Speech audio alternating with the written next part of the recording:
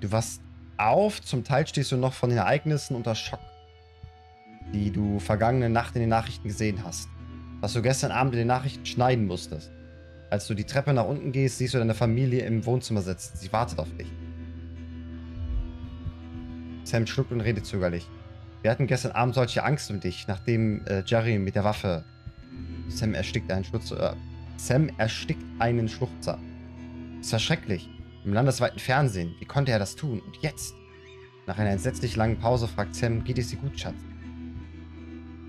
Kann nicht glauben, dass er weg ist. Sam schaut zu Charlie, dann wieder zu dir. Wir haben gesehen, dass du dich entschieden hast, dieses Band zu spielen. Dann folgt eine Pause. Und ich habe einfach nicht verstanden, warum. Ich hatte einfach das Gefühl, die keine andere Wahl hatte. Was? Das ist nicht gut genug. Disrupt sind schlechte Menschen. Was? Disrupt sind schlechte Menschen. Ich fasse das nicht, dass du das getan hast.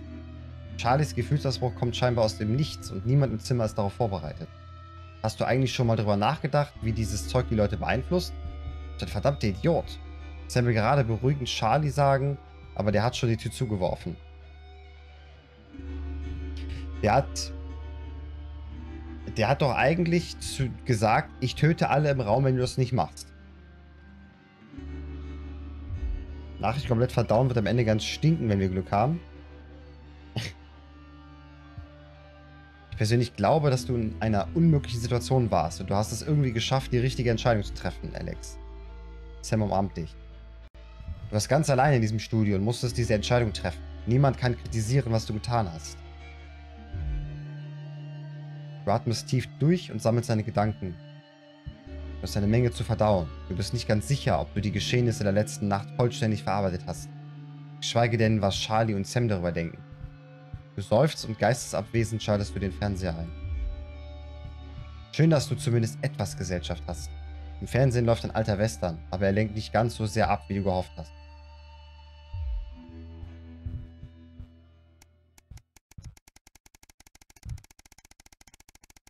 Wow. Über 2 Monate weiter. Ein ganzes Jahr. Als du gerade das Frühstück beendest, kommt Sam mit der Post herein. Hey Susi, hat uns eine Postkarte geschickt. Ich hoffe, sie hat viel Spaß auf ihrer Reise. Sam liest den Text auf der Postkarte laut vor, während du dich für die Arbeit zurechtmachst. So, jetzt habe ich das Gefühl, fast ganz Irkistan gesehen. Ein wirklich cooler Ort. Aber auch so kalt. Ich hoffe, Chippy hat sich über das Geschenk gefreut.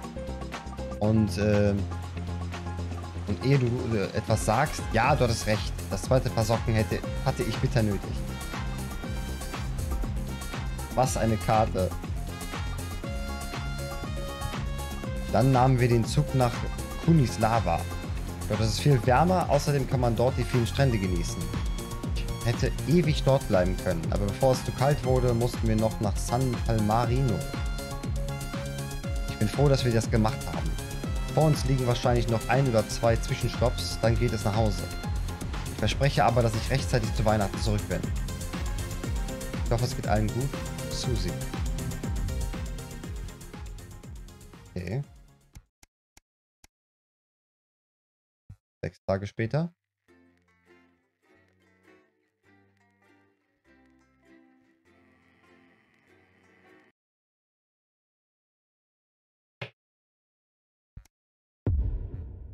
Der.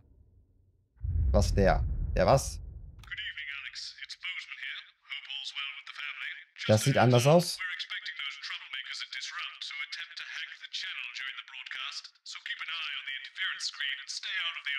Das sieht anders aus.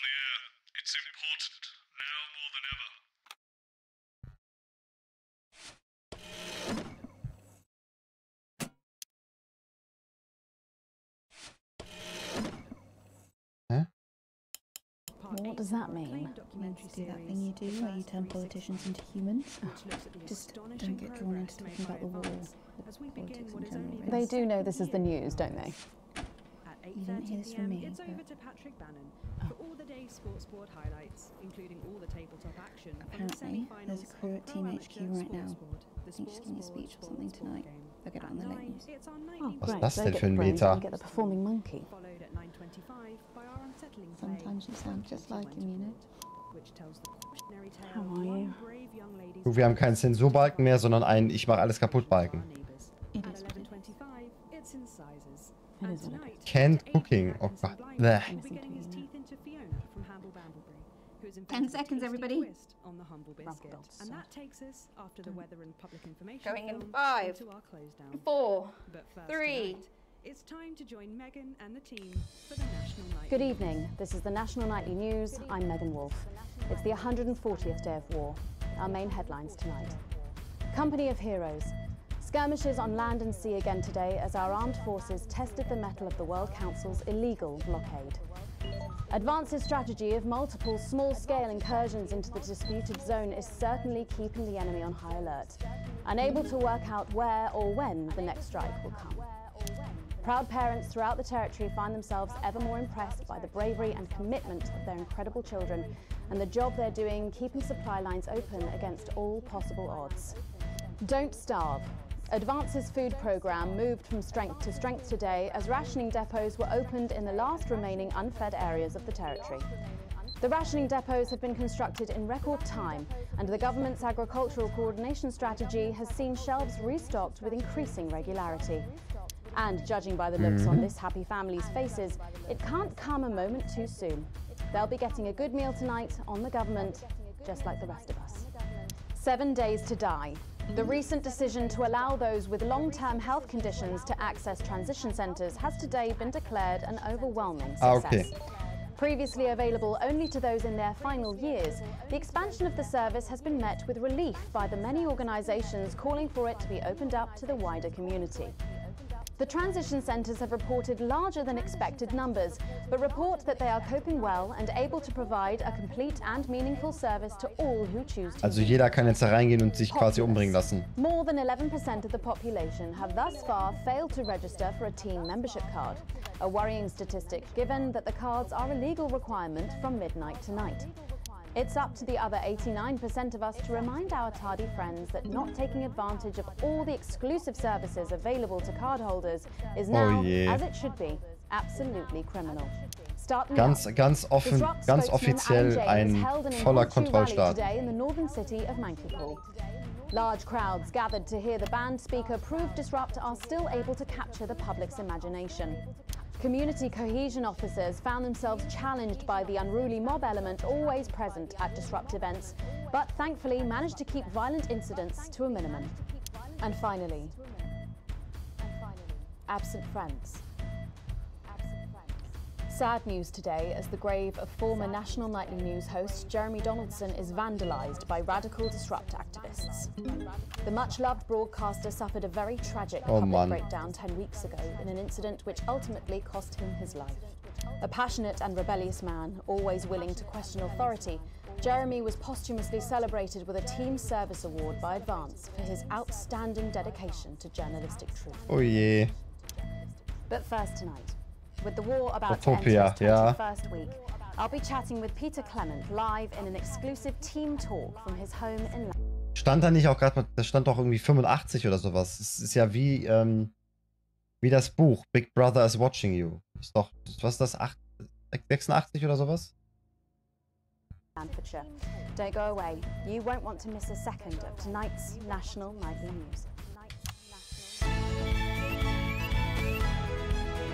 Was? Ach, Unsinn. Ich bin jetzt ganz kurz verwirrt. Mehr als sonst.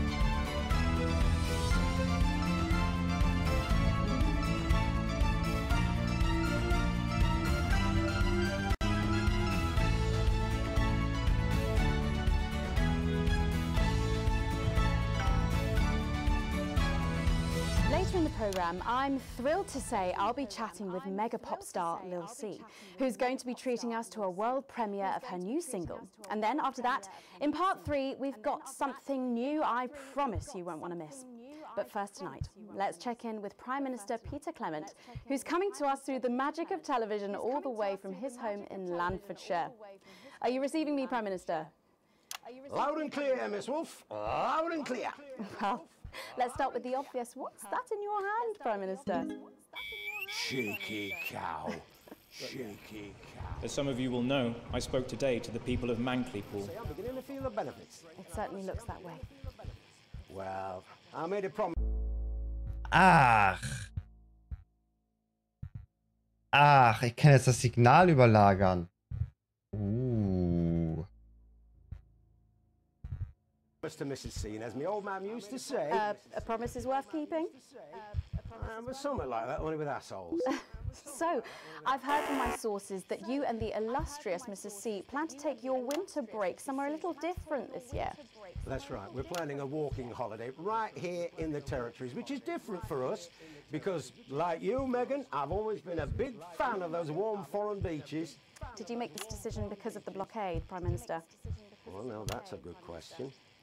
Well, as you know, while the blockade has effectively restricted the flow of goods into the country, we and our neighbours have continued to allow unimpeded travel for business leaders, ministers and such. So, although me and the missus could theoretically go to that gorgeous beach I just mentioned, it just doesn't smell much like team spirit to me. After all, as my old man used to say, when life Das ist zu viel auf einmal gerade im Bild für mich. shite pie. It works just as well with lemons and lemonade. Prime Minister, maintaining a healthy body like yours at a time of national crisis must... So, bin jetzt auch mal weg. Alles klar, Axel. Vielen Dank fürs Zuschauen und bis Freitag. Ne? Kingdom Come Deliverance Tag. Truth be told, it's all down to Claude, my infinitely patient personal trainer. He's a man with a plan. I'm just the prat with a fat. Wow, on that very subject, how are you and Mrs. C handling living on rations? Well, let me tell you, Megan, back in the 50s, when I worked for you backstage for your Patrick Brannan's dad, did you know I did that? I think everyone knows that, Prime Minister. Well, what you probably didn't know was that Graham Bannon was a right tightwad, paid the bare bloody minimum and still found every possible excuse he could to dock your pay even further. I remember he once docked me a whole $5 for having an unacceptably smelly lunchbox type bastard. Anyway, what I'm saying is back then I ate a lot less than I am now, even under rationing. We all did. And let's face it, there are still plenty of people in this country who could afford to lose a little bit of weight. What are you implying? No, but seriously, Prime Minister, we know you're very busy, but one final question, if I may. Oh, go on then. When you get home from a long day, your head full of the territory's hopes and fears, what music do you listen to when you work out to take your mind off things? Well, I know I've got a bit of a reputation for being an old fuddy-duddy, but I'd be lying if I didn't say there's something about little C that just demands one's attention. Well, let's hope you stay watching, Prime Minister, because she is going to be talking and performing live after the break. Oh, I'll be watching. After all, as my old man used to say, everything's a treat on a boring Friday with nothing but the wind up your shunt.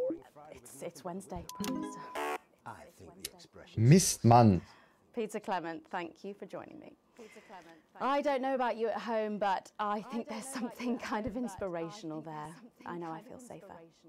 When we come back, Lil C is going to be giving us the debut performance of her new single, and I'll be getting to meet her. As her biggest fan, I don't mind telling you I'm pretty excited. Don't go away. We'll be back after these messages. 1 minute back. Hold on to the ones you love, son. That's the trick. As my old man used to say. Oh, I must have forgotten that in all the excitement. So assuming it's not vodka, what do you think's actually in that milk? I reckon it's the tears of his enemies. You are one disturbed individual. That's how I cope. Nee, oh Gott.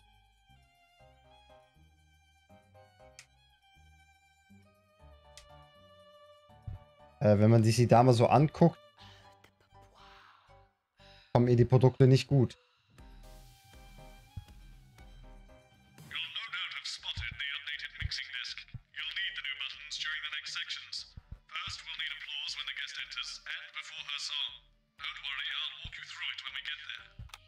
Ach du liebes bisschen.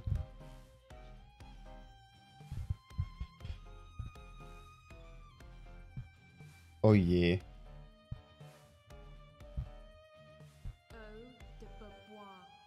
Oh, de Beaubois. Oh. Französisch. Klingt ganz schick. Beaubois. never heard of her before. Oh, she's big, really big. Really? Is she any good? Nah, of course not. She talks shit. The kids go mad for her, absolutely mad. Live in 10 seconds. Hang on, Colin, you've got kids. Yeah, I've got about 6 or 7, I think. What? 5, 4, 3. Thanks for coming back. Later, we have an exciting new feature that we just know you're going to love, so stay tuned for that. But first, I'm really excited for our next guest. She rose to prominence as the delightful Susie May in All My Daughter's Children's Men, before taking the music industry by storm this year with her debut album smashing the chart records at the age of just 20. Let's give it up and welcome Lil C!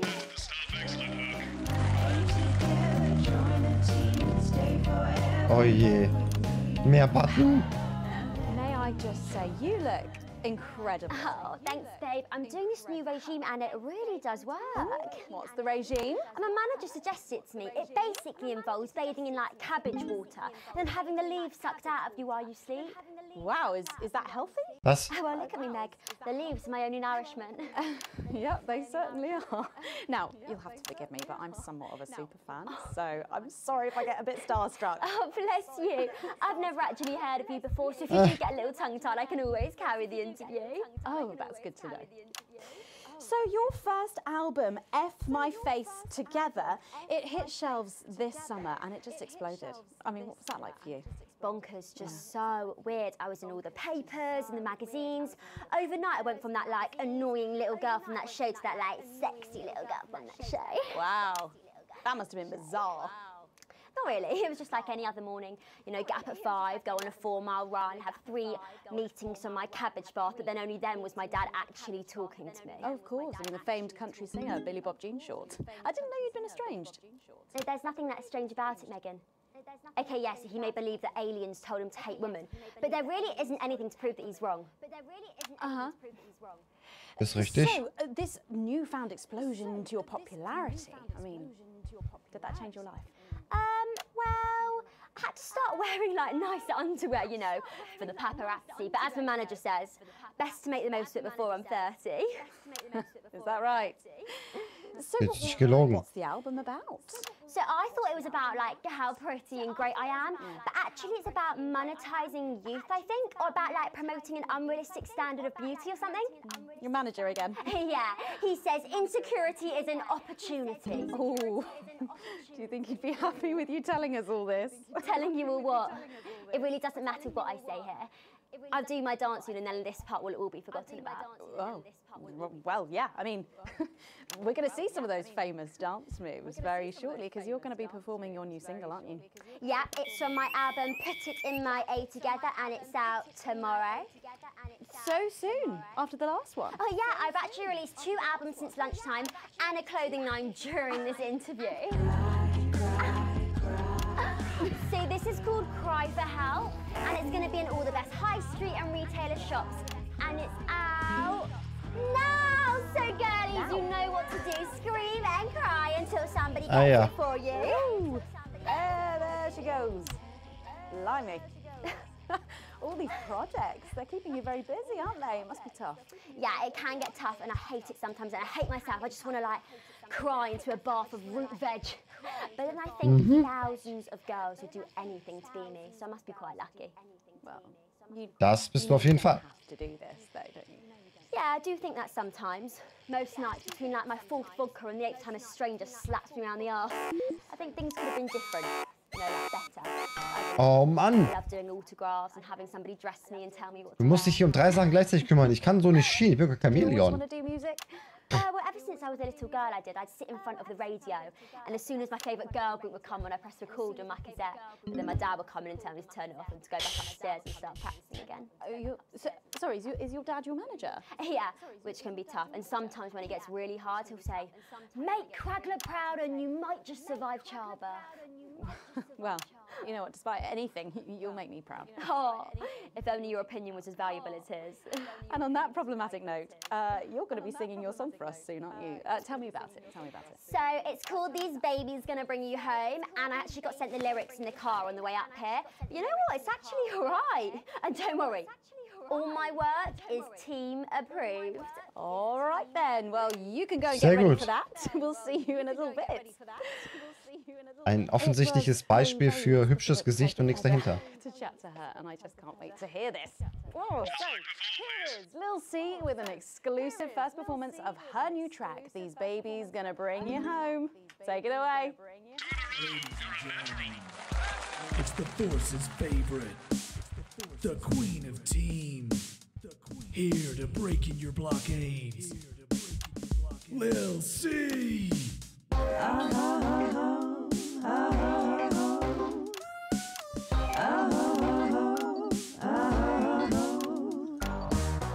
Oh baby, can't you see? I'm hungry. There's a place in me. Ich bin so taktlos.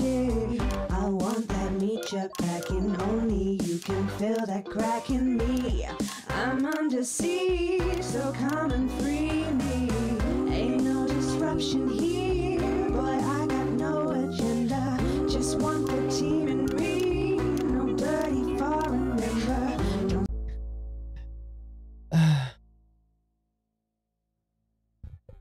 Ich habe keinen Takt. Kein Taktgefühl. Null. There's holes in me that ain't been filled yet. I only scream this loud when you do your country proud. I ain't no Vickers, but I come in Spanish on my border. Quick before I get much older, tie me down and pull me like an enemy soldier. An enemy soldier. So let them try and break our dream. We fight and love and die at sea. So what if Peter Clemens boys can come and use me as a toy? I wanna see some action. So come and break my sanctions.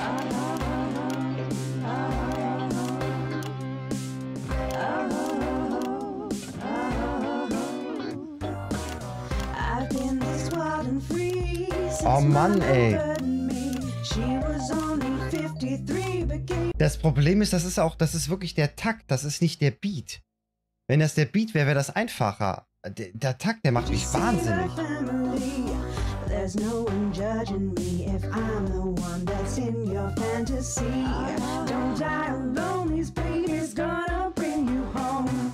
I ain't no Vickers, but I come in Spanish on my border. Quick before I get much older, tie me down and pull me like an enemy soldier. An enemy soldier. So what if Peter Clemens boys can come and use me as a toy and flip me over, grab my hair, rip off my clothes and dump them there? I wanna see some action, so come and break my sanctions. Was auch immer da auf dem Bild läuft, ich kann es mir nicht angucken. Ich muss mich so auf das konzentrieren, was ich hier machen muss.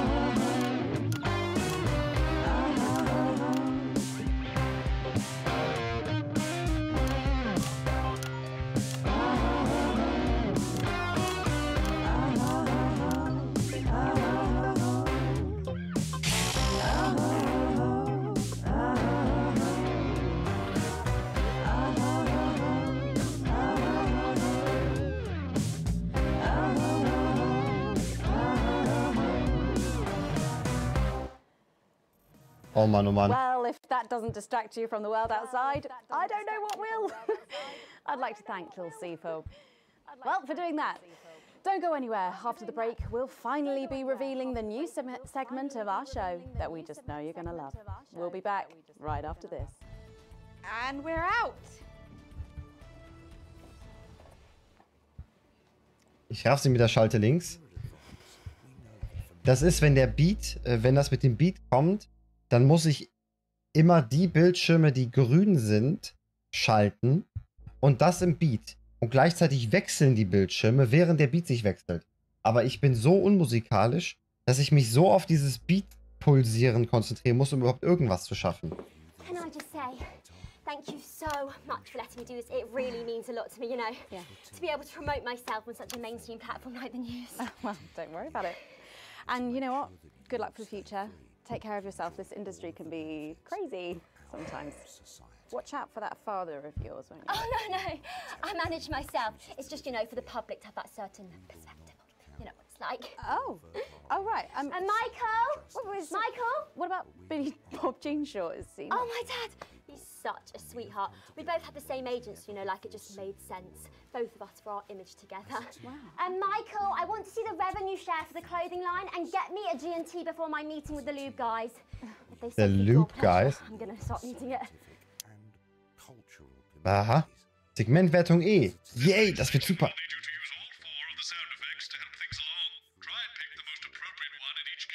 Well, the fact is, yeah, look at the flowers in my dressing room. Exactly 12, as it said in your rider. Do I look like the sort of person who counts things? No, no, no, not anymore. I'm better than that now. I'll tell you what, just keep adding flowers until it feels like 12. Got it? Absolutely, right away. 10 seconds. Because we are you. 5, 4, 3. Thanks for joining us for part 3. We've been teasing you about our new feature all night, and now the wait is finally over. I can reveal that every night on the show, we'll be treated to an episode of an informative and hilarious new segment called The Notice Board. It stars some top talent, and we're very excited about it. But before we see it, let's have a quick chat with the writer, director, and phenomenon, may I say, Jeff Algebra, guys. Actually, I've dropped the algebra. I go by Jeff DePlume now. How'd you like that? Ach, this is Jeff Fancy. DePlume. I suppose you need a new name now that you're a successful artiste. Well, exactly. I'm earning enough to pay taxes now. Oh. It's shit. And how does Angela feel about all this? Ach. And how does Angela feel about all this? Your wife. Your wife. Oh, God, no. No, she's long gone. No, she was holding me back. I'm with Norm now. We were married last month. Norm de Plume. Yeah. Norm de Plume. Yeah. And why did you write this? What was your inspiration? Oh, well, I received a telephone call offering me 25 grand to write a pro-team sitcom. And I heard my father's voice. It said, Jeff, you listen here, boy. You make hay while the sun shines. You wring every penny you can get out of this. So I wheeled him down to the transition centre, got out my typewriter and started clacking. Utter shite. And without further ado, let's give it up for the notice board. It hasn't started yet. Ach so, ich muss das richtig timen. Oh, Banane.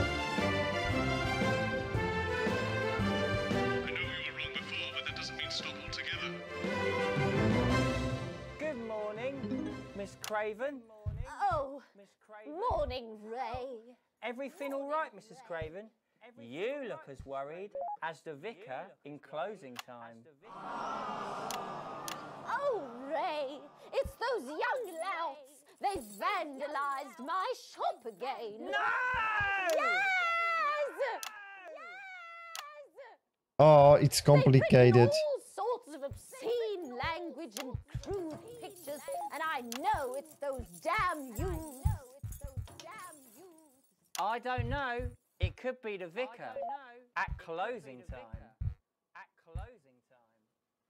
I'm just worried they won't ever become productive members of the community. What if they never see the error of their ways and end up as social outcasts, such as shoplifters or bong rats? Don't worry, Mrs. Craven. This is a very supportive community. Yeah. I'm sure that in time they will fit into this society like this key into this lock. Und es passt nicht.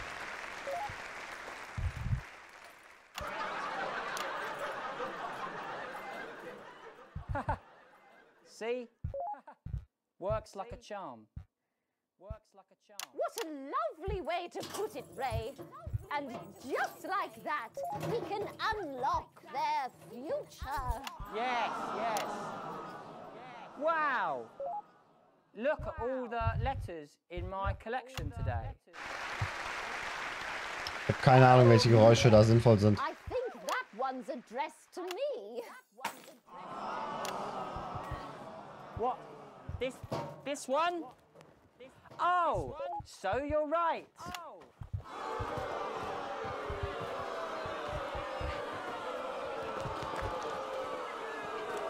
Here it is. It's a letter from my granddaughter, Brenda. She says she got an A on her maths exam because one of her friends has been helping her. Deine Hand steckt fest. Always a team player was our Brenda. What's up, losers? Ist das? Ach. Oh, no. It's Brad. He's the coolest guy in the village. That's right. I just got here on my motorbike. Motorbike. Clear off, Brad. We don't want any of your ilk around here. What? Rad dudes? No, ruffians. Have you come to tag the notice board with your gang signs? No way. I've actually come to pin my resume on that notice board. I'm looking to do some tutoring after school. What? Did you say tutoring? That's right. Maths is very important. Would you mind, Ray? Would you mind, Ray? Not at all. So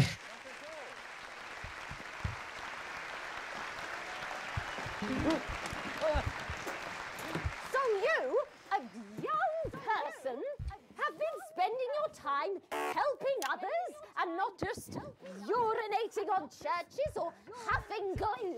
Was? Hey, I haven't huffed glue for months. Well, blow me down!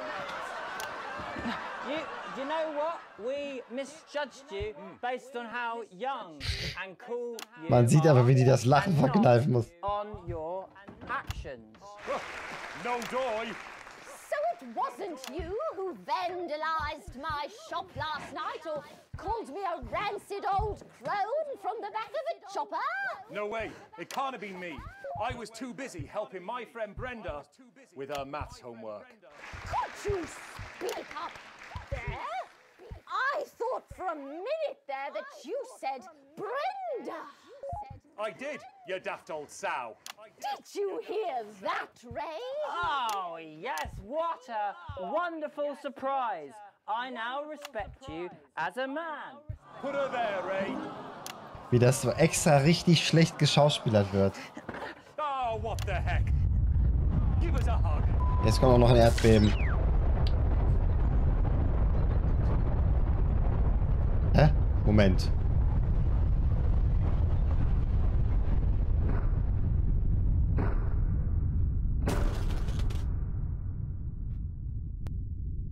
What's happening?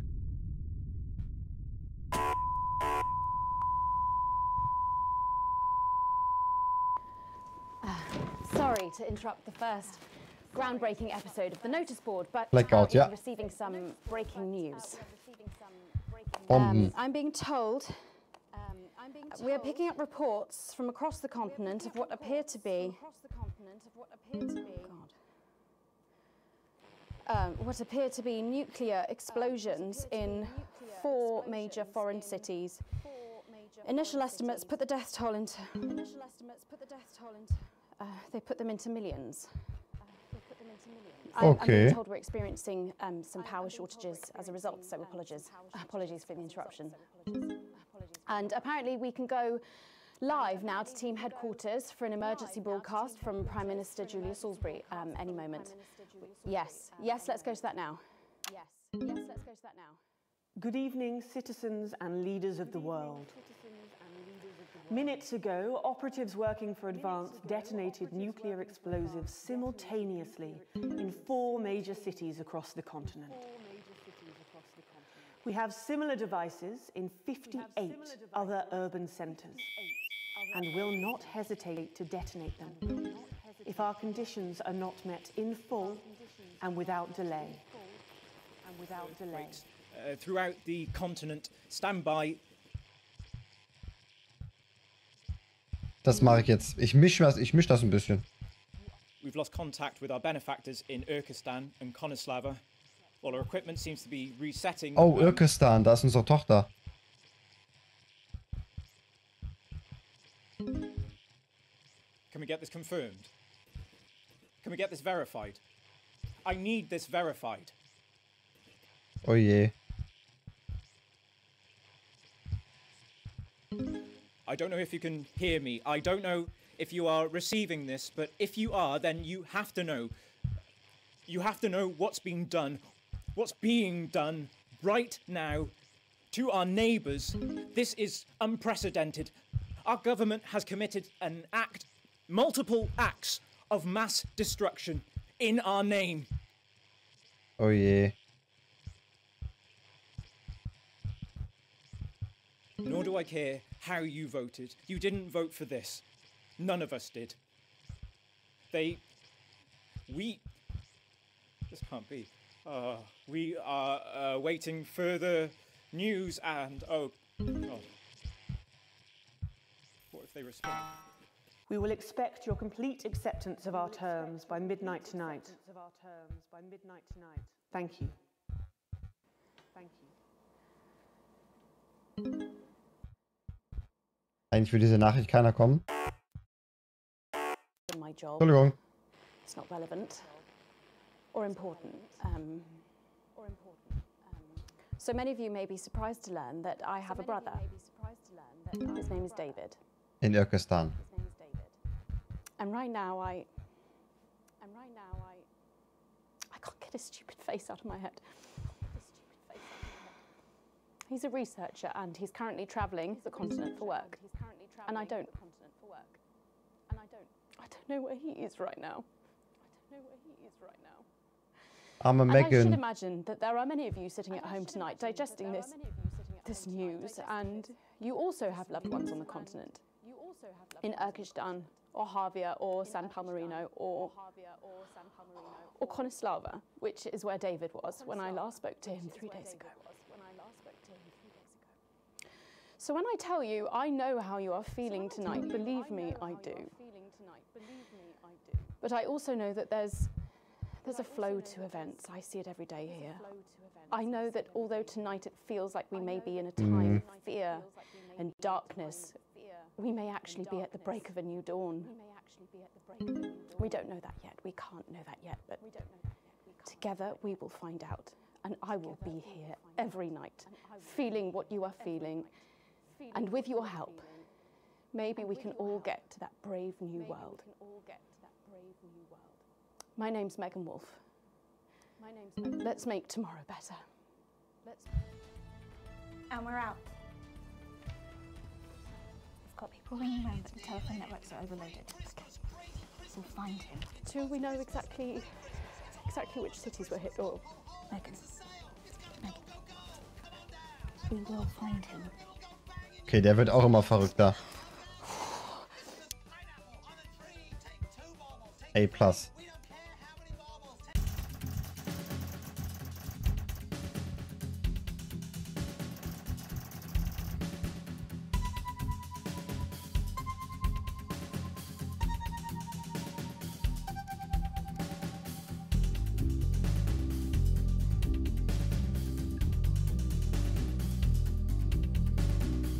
Oh je, Freunde. Oh je, oh je. Ja, aber gestern war ich zu faul, einkaufen zu gehen und ich glaube nicht, dass ich heute 1 Kilogramm Hühnerbeine wegfutter. Never say never, ne? Never say never. Aktuelles Vermögen nicht ganz ausgeglichen, das ist aber schon besser. Eine angemessene Antwort. Den Rest deiner Schicht erlebst du wie durch einen Schleier. Immer wieder geistern dir dieselben Worte durch den Kopf. Haben Advance-Agenten nukleare Sprengköpfe gezündet. Stimmt. Das war das Letzte, was noch passiert ist. In mehreren großen Städten auf der Welt sind Atomsprengköpfe hochgegangen. Und die Regierungsorganisation, die heißt halt Advance, die wird dafür zuständig sein. Die wird das gemacht haben. Ersten Schätzungen zufolge gehen die Todeszahlen in die Millionen. Uiuiui. Du biegst in deine Einfahrt ein, kannst dich aber nicht an die Fahrt erinnern. Das Licht im Flur ist an. Ist das wohl noch jemand wach? Die Tür zum Wohnzimmer knarzt, als du sie öffnest. Sam sitzt auf dem Sofa und starrt auf den Fernseher. Der ist jedoch ausgeschaltet. Day? Day ist offenbar in Gedanken verloren. Wieso Day? Ich meine Sam. Du setzt dich daneben und versuchst, die richtigen Worte zu finden. Ah, nee, Day ist unser Sohn, glaube ich, ne? Day sieht dich nicht an, hebt aber den Arm, um deine Hand in deren zu nehmen. Aus der Nähe siehst du Sams Gesicht deutlicher.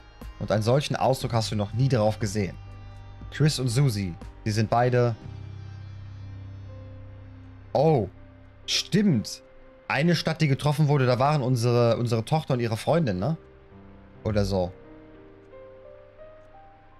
Was können wir schon tun, verdammt? Diese Schweine haben Chris und Susie getötet. Millionen von anderen.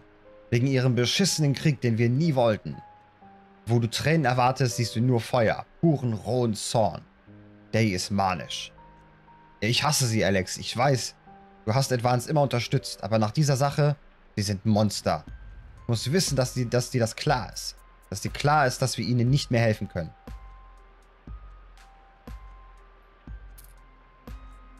Oh je. Jetzt Entscheidungsweg. Einen wunderschönen Akutenchi, moin. Advanced getan, was nötig war. Ich bin froh, dass sie zum Äußersten bereit waren. Oh nein. So einfach ist das in meinen Augen nicht. Das Land leidet. Dieser Krieg muss ein Ende haben. Diese Tat lässt sich durch nichts rechtfertigen. Und jeder, der das versucht, ist genauso schlimm wie sie. Ja. Atombomben sind maßlos falsch. Erleichterung macht sich auf Sams Gesicht breit. Dave fällt dir in die Arme und umklammert dich fest. Ganz offensichtlich war das eine schwere Last für Dem. Du bist ja auch nicht sicher, ob du überhaupt schon alles verarbeitet hast. Aber zumindest werdet ihr das gemeinsam durchstehen.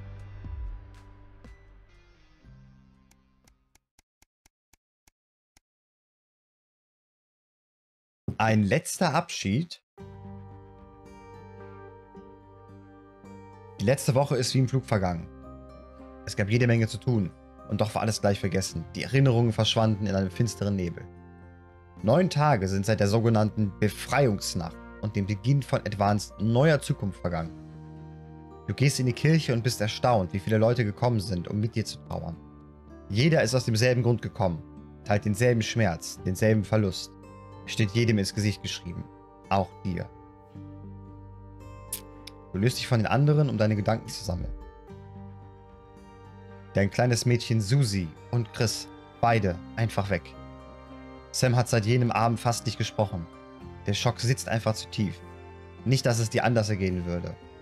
Schweigend tritt Sam an dich heran und drückt deine Hand in einem Akt der Verzweiflung auf der Suche nach Trost und du drückst zurück.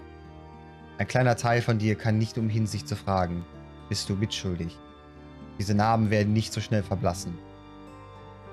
Es gab nicht einmal Särge zu begraben. Naja, so ist das auch bei Kriegsgefallenen ganz häufig.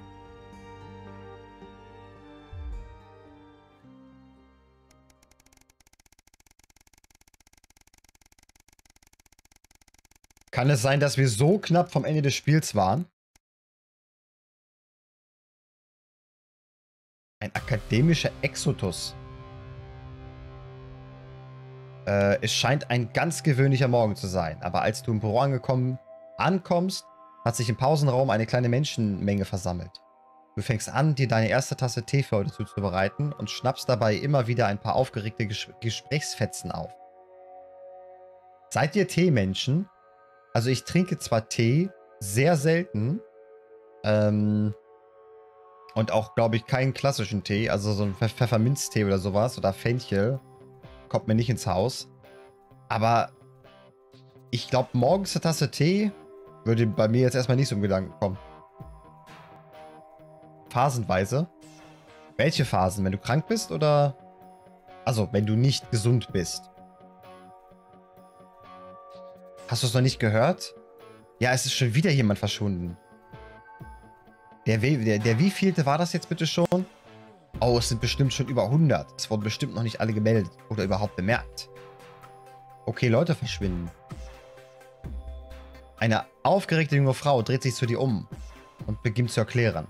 Es ist schon wieder ein Professor verschwunden. Von der Queensview University. Nach den ganzen anderen vermissten Fällen im letzten Jahr, Wissenschaftler, Ärzte, Forscher, ist die Lage klar. Sie hält inne und spricht dann im Flüsterton weiter. Disrupt versucht, Kritiker verstummen zu lassen. Angeblich hat Advanced sogar Mühe, weitere... ... Eine tiefe, vertraute Stimme hinter dir unterbricht sie. Was ist hier bitte los? Plötzlich wird es still im Raum und alle drehen sich zur Tür. Gerne auch Kräuter und Früchtetee als Kaltaufguss.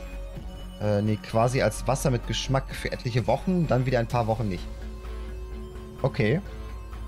Was genau ist ein Kaltaufguss? Ich wüsste jetzt nicht, was es ist. Heißt das einfach Tee aufgießen mit kaltem Wasser? Boseman ist unser Chef, ne? Boseman räuspert sich, bevor er weiterspricht. Ich habe schon einmal gesagt, ich will von diesen angeblichen Vermisstenfällen nichts hören. Kommt schon, Leute. Advanced hat ganz klar gesagt, dass man vor ihnen keine Angst haben muss. Das sagt Kim Jong-un auch wahrscheinlich. Sie sind also nicht unser Problem. Und solange sie nicht anfangen, Cappuccinos als intellektuell einzustufen, hat hier, glaube ich, niemand etwas zu befürchten. Also zurück an die Arbeit. Als alle anderen den Raum verlassen, hebt Boseman die Hand, um dich aufzuhalten.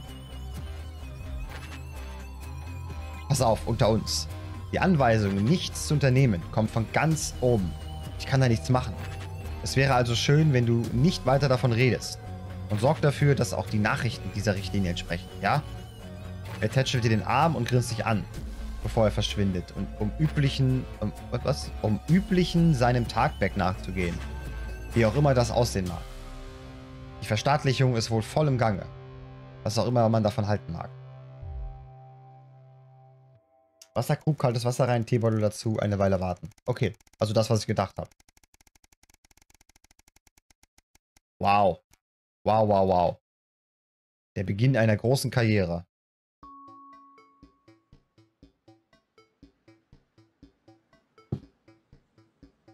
Wenn Kim Jong-un sagt, dass man vor Advanced keine Angst haben muss, dann wird das wohl stimmen. Stimmt. Der, wie heißt er nochmal? Nicht der große Herrscher, sondern, wie nennen die den nochmal? Der hat ja irgendeinen besonderen Namen. Moin, Davy. Danke, Vodafone. Endlich geht mein Internet wieder nach 3 Tagen. Du wohnst nicht rein zufällig im Norden, oder? Der kleine Dicke. Ich meine nicht, wie die den hinter seinen Rücken nennen. Ich meine, wie die den offiziell nennen.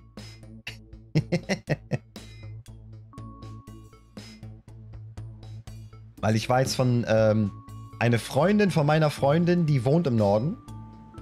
Und, die hat auch mit Vodafone Probleme gehabt. Du trommelst ungeduldig mit deinen Fingern auf dem Lenkrad herum, während du mal wieder auf Charlie wartest. Es ist ja schön, dass die Kadetten des Zusammenhalts ihm Spaß machen und er so begeistert ist. Aber muss er wirklich jede Woche länger bleiben, um noch beim Aufräumen zu helfen? Es ist ja schließlich auch dein Samstagabend. Schließlich siehst du, wie er grinsend herauskommt. Du kannst nicht anders, als auch zu grinsen. Dein Frust verschwindet, als du ihn so aufrichtig glücklich siehst. Nachdem Charlie seine Freunde zum Abschied umarmt hat, kommt er zum Auto und steigt ein. Er ist vor Aufregung ganz rot im Gesicht. Und, wie war? Setzt du an, aber er platzt vor dich dazwischen. Weißt du was? Was? Was? Du spielst mit Lächeln mit? Nein, wir spielen mal Lächeln mit. Also, die Kadetten des Zusammenhalts sind natürlich ein Sprungbrett, um mal BGZ zu werden. Wir haben also einen Vorsprung, wenn wir uns dafür bewerben. Sprudelt es aus Charlie heraus. Er stolpert fast über seine eigenen Worte. So versessen ist er darauf, dir zu erklären, wie großartig diese Neuigkeit ist. Tja, und ab nächstem Jahr werden die besten 5% aller Kadetten in ein spezielles Programm aufgenommen, um MGZ zu werden. Manager für Gemeinschaftszusammenhalt. Und rate mal, wer dabei ist. Er schaut dich an. Ich würde auch fragen, aha, was genau macht so ein Manager?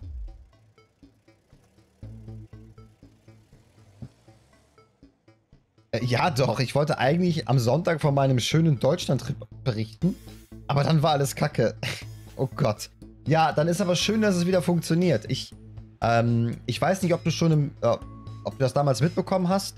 Der Wechsel von Vodafone auf wen anders ist nämlich bei mir auch Anfang des Jahres gewesen, weil ich zwischen November und März nur Probleme hatte. Andauernd. Mit Vodafone. Obwohl ich davor immer gesagt habe, ich habe keine Probleme. Hier läuft alles super. Aber ich habe ja dann von einem Techniker erfahren, woran es lag. Und die hätten es selbst in 6 bis 12 Monaten nicht lösen können. Und da hatte ich dann keine Lust drauf. So, oh, naja, im Grunde brauchen sie ein neues Bindeglied zwischen normalen Leuten, dem BGZ und dem Besserungsministerium. Und das sind wir. Die Leute kommen mit Problemen zu uns und wir entscheiden, ob sie weiterverwiesen werden müssen und wenn ja, wohin. Cool, oder? Du hilfst den Leuten also jetzt, ihre Freunde und Nachbarn zu denunzieren? Naja, ist okay, Junge, ist okay. Wir stecken eh schon bis hier im System, also... Pff. Mit einem Grinsen, das von Ohr bis zum anderen reicht, lehnt er sich zurück. Ja, ich bin froh, dass ich zu den Kadetten gegangen bin. Ich muss das unbedingt allen erzählen. Du lachst. Das muss gefeiert werden. Wollen wir uns auf dem Heimweg etwas zu essen holen? Ja, Soko. Was ist denn Soko? Und während der restlichen Fahrt zählt Charlie alle Restaurants auf, die ihm einfallen. Es ist toll, ihn so glücklich zu sehen. Ja.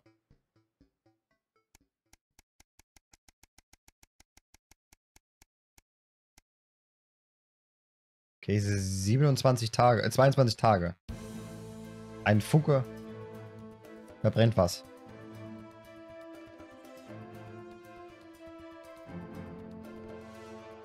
Du bist überrascht, dass Sam neben dir liegt, als du aufwachst. Day muss gestern sehr spät von den Drinks mit den Leuten aus der Uni wiedergekommen sein. Du beschließt, dem schlafen zu lassen und einen faulen Sonntagmorgen zu genießen. Nachdem das Haus so still ist, beschließt du im Wohnzimmer zu frühstücken, damit du nebenher Fernsehen kannst. Herzlich willkommen zu Breaking News. Im ganzen Land sind gestern Nacht große Flächen Ackerland in Flammen aufgegangen. Die Behörden sprechen von einem heimtückischen und gut geplanten Terrorakt der Gruppe, die sich Disrupt nennt. Du lässt den Löffel wieder in das Porridge fallen und machst lauter. Hier ist kein Porridge. Da war so eine Zimtschnecke oder sowas und eine Tasse Kaffee oder Tee. Die Angriffe gestern richten sich nicht nur gegen Lebensmittelgeschäfte, was Regierungsquellen zufolge schwere Auswirkungen auf universelle Menüzentren im ganzen Land haben wird, sondern auch gegen eine Reihe von BGZ-Einrichtungen und zivile Gebäude. Laut Premierminister Julia Salisbury wurden bestimmte Gefängnisse und Umerziehungs- und Besserungseinrichtungen überfallen und eine geringe Anzahl problematischer und potenziell gefährlicher Personen wurden gewaltsam aus dem rechtmäßigen Gewahrsam befreit. Du hältst den Atem an und wartest gebannt, ob Verletzte gemeldet werden. Vodafone ist echt klasse, da kann ich euch Geschichten erzählen. Oh je. Oh je. Ich kann es mir vorstellen.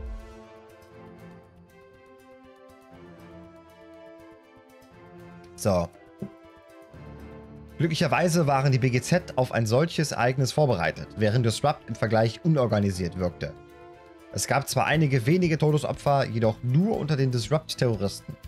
Auf Seiten der BGZ wurden bei den verschiedenen Attacken im ganzen Land dagegen nur 3 Beamte verwundet.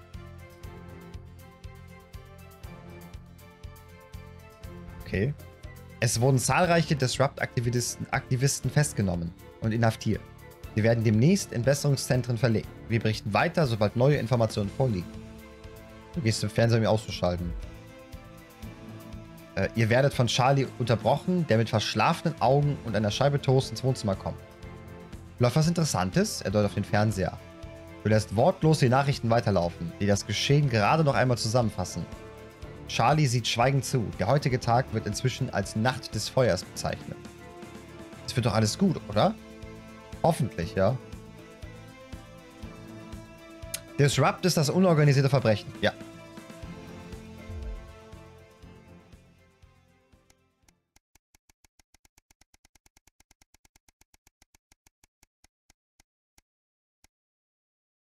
$912.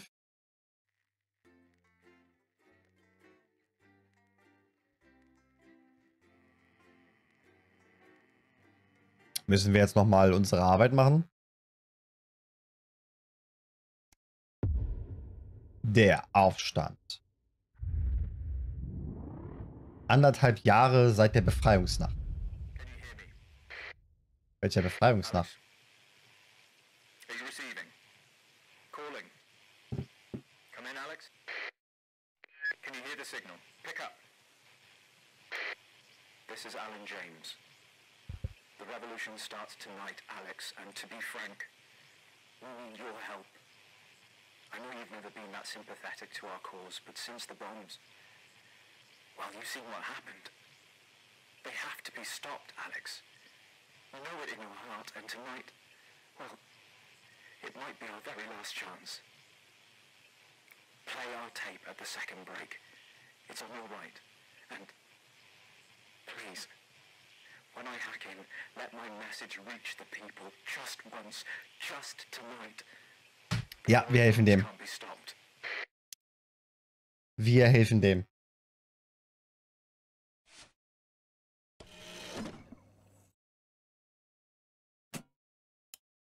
I am perfectly capable of messing up my own love life. Sorry about that. David wouldn't get off the phone. For Christ's sake, Colin, stay out of it. Wir waren das hier, glaube ich, ne? Please don't set me up with your brother. That's 10 seconds, everybody. You're not as tight, babe. Too short. Too smart. Going in 5, 4, Die ist neu. 3. Good evening. This is the National Nightly News, broadcasting across the territories. My name is Megan Wolf. Our top stories tonight. Ashes to ashes. It's been 40 days since Disrupt conducted attacks across the territory. The coordinated action, dubbed the Night of Fire by commentators, was seen as an attempt to subvert the supply chain, but there may have been more to it. While emergency services were all kept busy at the agricultural centres, it seems a series of covert attacks was carried out, including the freeing of political prisoners and, sources say, several assassination attempts. The Department of Betterment have declined to comment. Food, glorious food. With the last of the menu centres opening in territories 5, 8 and 14 today, Advance confirmed that the programme is now in full operation, providing free food for every citizen of the new future. What started as rationing during the 20-week war has blossomed into a social contract that is the envy of the Ich krieg trotzdem einen Karton gezeigt. Jack Tractorpants, spokesman for the menu centres, said today that while they can guarantee the contents of every box isn't... Okay, Moment. Genau, für die, die das noch nicht kennen. Ich hoffe, ich kann das ungefähr in dem Screen halb erklären. Also, hier links sind 4 Feeds, die wir senden können. Wir sind gerade quasi im Vorgeplänkel. Deswegen haben wir nur 2 Feeds, die hier angezeigt werden und 2 Bilder. Später sind das bis zu 4 Kameras, zwischen denen wir wechseln können und müssen. Hier ist der Feed mit einer zeitlichen Verzögerung von ein paar Sekunden. Das rechts ist das Live-Bild, was wir wirklich übertragen. Hier sieht man quasi auf diesem Kontrollding die verschiedenen Feeds, die ich auch mit... Also ich steuere die nachher mit Zahlentasten. Ich klicke nicht auf diesen Button da unten. Hier haben wir den Zensurknopf. Das heißt, wenn einer eine Beleidigung sagt oder irgendwas, was politisch nicht gesagt werden soll, kann ich das hier zensieren mit der Leertaste. Ich habe hier 2 Schieberegler. Links ist der Bildschirm, der rechte ist der Bildschirm. Das kann man benutzen. Ich benutze es eigentlich nicht wirklich. Dann habe ich hier Reaktionsbutton. Die sind relativ neu. Die haben wir erst, glaube ich, seit 1 oder 2 Übertragungen. Damit kann ich in gewissen Situationen, wenn ich es muss, auf Gesagtes reagieren. Was am Ende dafür sorgt, dass hier oben dieser Balken voll wird. Also das ist quasi die Zuschauerschaft und wie interessant es ist. Und je höher das ist, je besser. Wir machen also Reaktionskontext, wenn du es so nennen möchtest. Und hier rechts sieht man noch quasi die aktuelle, naja, Empfangswelle, nennen wir es mal so, oder Sendewelle. Was da passieren kann, ist, dass Störungen auftreten. Dann müssen wir diese Kurve anpassen, in der Frequenz wie in der Stärke. Aber gleichzeitig ist das auch der Bildschirm, auf dem die Frequenz reingespielt werden kann, von Disrupt, also den Rebellen in Anführungszeichen. Indem ich diese Welle darauf setze, schicke ich das Signal von Disrupt. Und hier rechts kann ich auswählen, welche Videokassette gespielt wird, quasi Werbeeinblendung. The actual quality of the meals you cook depends on whether you have a touch of Chef Jordan Rankley or the culinary skills of a professional footballer. Happy talk. Record happiness levels have been reported today across the territories. As more and more former countries join the new future, a survey carried out by scientists at Queensview University reveals a stunning fall in depression, self-harm and suicides, especially in those territories which have historically faced the most unjust of indivisions. Professors Whiff-Piffle and Grantley Major said that their rigorous statistical analysis left them in no doubt that things are numerically better for everyone. Whiff-Piffle. So if Was ein you're Name. feeling down in the dumps tonight, you're empirically wrong. Something's coming. Unsubstantiated rumours here in Territory 1 of armed protests tonight by increasingly desperate Disrupt terrorists. Despite the best efforts by the government, the self-styled resistance movement has continued to carry out a series of ever more extreme attacks. When asked about Disrupt's future plans, inexplicably popular spokesman Alan James... Lol, die Kochkünste eines Jordan Rankley oder eher eines Fußballprofis. Das Spiel ist voll witziger Szenen. And a few stories we've been following for a while reach their conclusions tonight. Swing low, sweet chariot. The national outbreak of low-hanging testicular syndrome has been finally traced back to the activities. Das ist genau das gleiche Bild. What had at first seemed like a booming success for Sophia Rimington's pet project has ended uncomfortably for men throughout the territories. A slightly tipsy Sophia, who resigned this morning, commented that the men should stop whinging before driving off so quickly that one photographer's foot and both of his nuts were run over in the kerfuffle after falling out of the bottom of his trousers. A painful end to a difficult reign for the youngest female CEO in history. Fun guy. Unexpected news today as two familiar scientists announced the birth of an extraordinary child.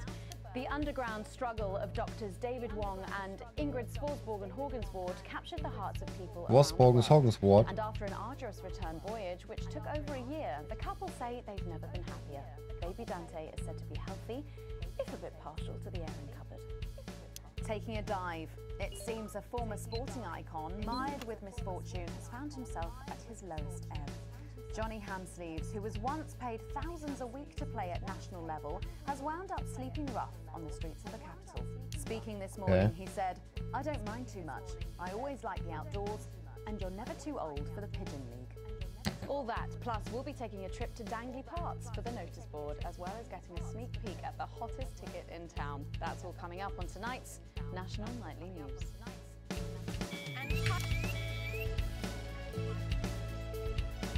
Hä?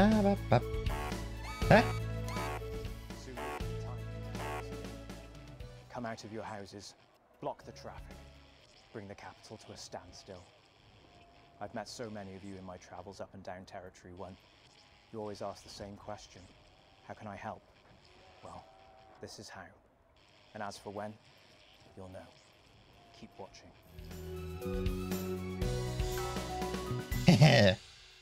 Schön die. 500 days after the loss of a fine leader and a great man, the start of tonight's programme is dedicated to remembering and celebrating the life of Peter Clement. Patrick Bannon is live from Parliament Park, where Julia Salisbury will be breaking ground on what will soon be a memorial garden in Peter's honour. For too much longer, listening to that old bitch lying through her teeth about missing that poor bastard. Patrick, I don't know what I'm going to do. We're live. Because I'm not being funny. Things were better with Peter, weren't they? Patrick? They were, and I don't mind saying it. They were, because he held her back. But now there's no stopping her. Hello, Patrick, we're live. Nope, ich. No, not with public ownership. No, with public Ey, ich werde hier nichts zensieren, was blau ist. She's lost it, mate. She's completely off the rocker. I heard from an aide that...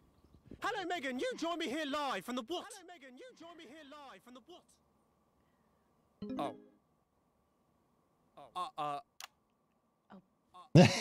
Lost some signal there for a moment. Well, we will be going live to that groundbreaking ceremony just as soon as we can get Patrick back.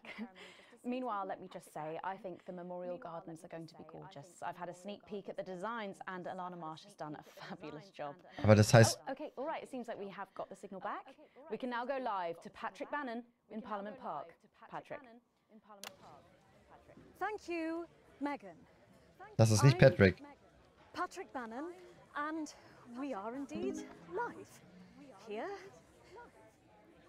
Apologies for the technical difficulties there, but any moment now, Julia Salisbury will step out on stage behind me. Alex, Bozeman here. The boys in editing have just informed me that the eulogy footage isn't fully cut together yet. You're going to have to do it on the fly. Was? For goodness sake, make sure you make it look good. Slowly gathering Was? this afternoon. This is Alan. You can undermine them here and help us win hearts and minds. Make him look bad, Alex. Really bad. Ah. And it seems like the ceremony is getting underway. Here is Prime Minister Julia Salisbury, the picture of elegance, to begin her address. Good evening, fellow teammates and friends. Ich, ganz kurz, ich glaube, dass ihr Regierungspartner, dass der tot ist. Das war doch der Clement. Die Untertitel. Doch, das Problem ist, du siehst mehrere gleichzeitig. Du siehst den Untertitel von dem Bild. Du siehst den Untertitel von dem Bild. Da links. Von dem hier. Und du hast gerade den Untertitel gesehen von dem Funkgerät, was links steht. Das ist manchmal ein Problem.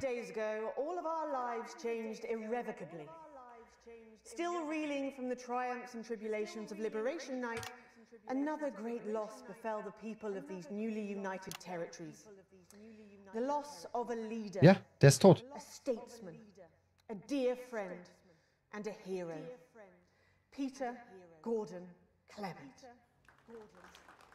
Peter's death at the age of just 62, of course, announced by the team on the 24th of December, just 6 weeks after Liberation Night. Ja. Born to a working-class family Ja. estate in Rotherham, Peter first trained as a carpenter before getting his start on television. First moving and building scenery, and then developing into the personality that we all knew and loved so much. Just the Job first hit our screens over 25 years ago, running for 11 series, winning multiple Just the awards, Job. and charming audiences up and down the country. Peter taught us. Meinte eben, als du zum Funkgerät rüber bist, blieben die Untertitel nicht in ihrer Stelle auf dem Bildschirm, sondern haben sich verschoben. Es kann sein, dass das ist. Also, Not to be content with the way things are. perfekt ist es nicht. Not to accept inequities, no matter how small. But he also taught us what it took to fight them. Courage, integrity, empathy, and hard bloody graft. Across a career spanning 3 decades, Peter Clement was known for shows including Wake Up, It's Saturday, and much later, late-night chat show PT, which at its peak drew millions of viewers.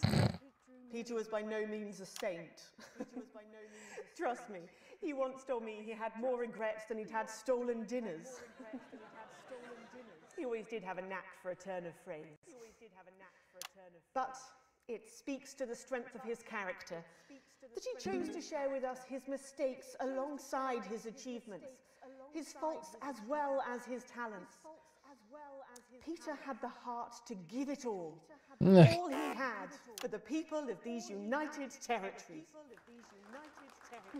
Famous for his potty mouth, it's estimated conservatively that Peter Clement uttered over 1.5 million swear words during his career, though some sources Das sind put this viele. figure well in excess of 2 million F-bombs alone. Gripped by illness as he was in the weeks and months leading up to Liberation Night, he wasn't the man we loved. But his eyes still twinkled with that familiar joy for life, that spark of wit and wisdom of a life lived for others. Prime Minister Clement, of course, died from apparent liver failure, Leberversagen. suffering from the long-term effects of alcohol abuse. I first met Peter nearly 20 years ago. Moments before I was supposed to give a speech. Not unlike this one, actually. Only I'd spilt coffee all down myself. And I was young, nervous, desperate to be liked. And from behind me, I heard, "Christ, pet, you've either pissed your kecks or sprung a leak, but either way, you got a problem." And before I could even say a word, he'd stripped off his dry trousers and insisted I took them. That was the sort of man that Peter Clement was. Kind, compassionate, sensitive, Trinker. brilliant thinker, a natural leader. Ein Suffkopf. But mostly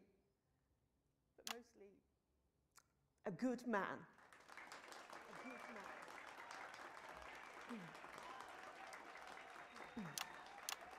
Keine Ahnung, welches davon jetzt schlechter oder besser ist. Beautiful and new. This shining beacon of Thank you, Alex. There'll be another opportunity to steer public perception soon. It's really starting. You'll know when. Despite his accomplishments, the future he forged, the boundaries he pushed, to me, he'll always be the man in his pants cheering on a stranger at the back of the conference. It is my great honour to give to you the Peter Clement Memorial Garden. Schön. Get a countdown going. Everyone with me? 10, 9, 8, 7.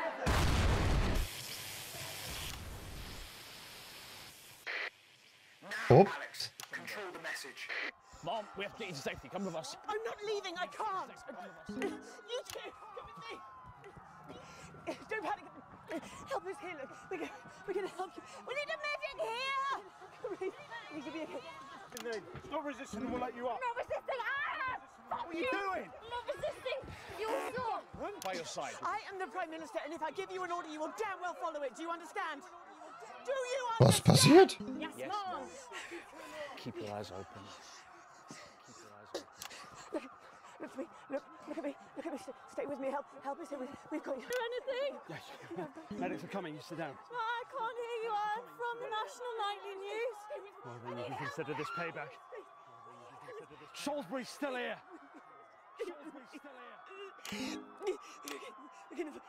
Julius Salisbury!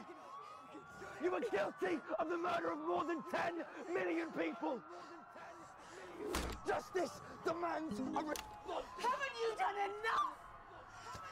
Look around you. This is what your precious freedom looks like, is it? Under fire! And they're dead.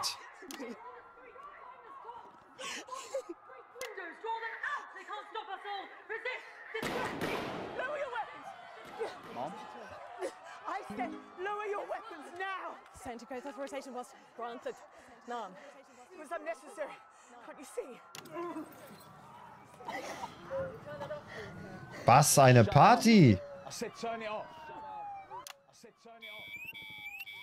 Woo! Shocking scenes from the capital. Is this not enough? You've just seen them execute unarmed civilians. People like you and me. So why are you watching this? Why are you not in the streets with us tonight?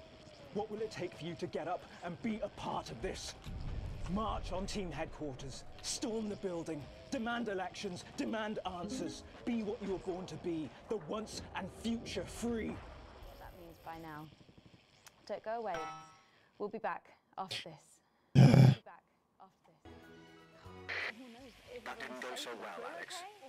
But we can turn it around in the next segment. Ah. It's becoming a weekly event. No, it's different tonight. This is the big one. Great. So there's a revolution happening outside and we're off to Stanley fucking Park. That's journalism, apparently. We get set for the next sequence. No more touch-ups or pit stops. A+.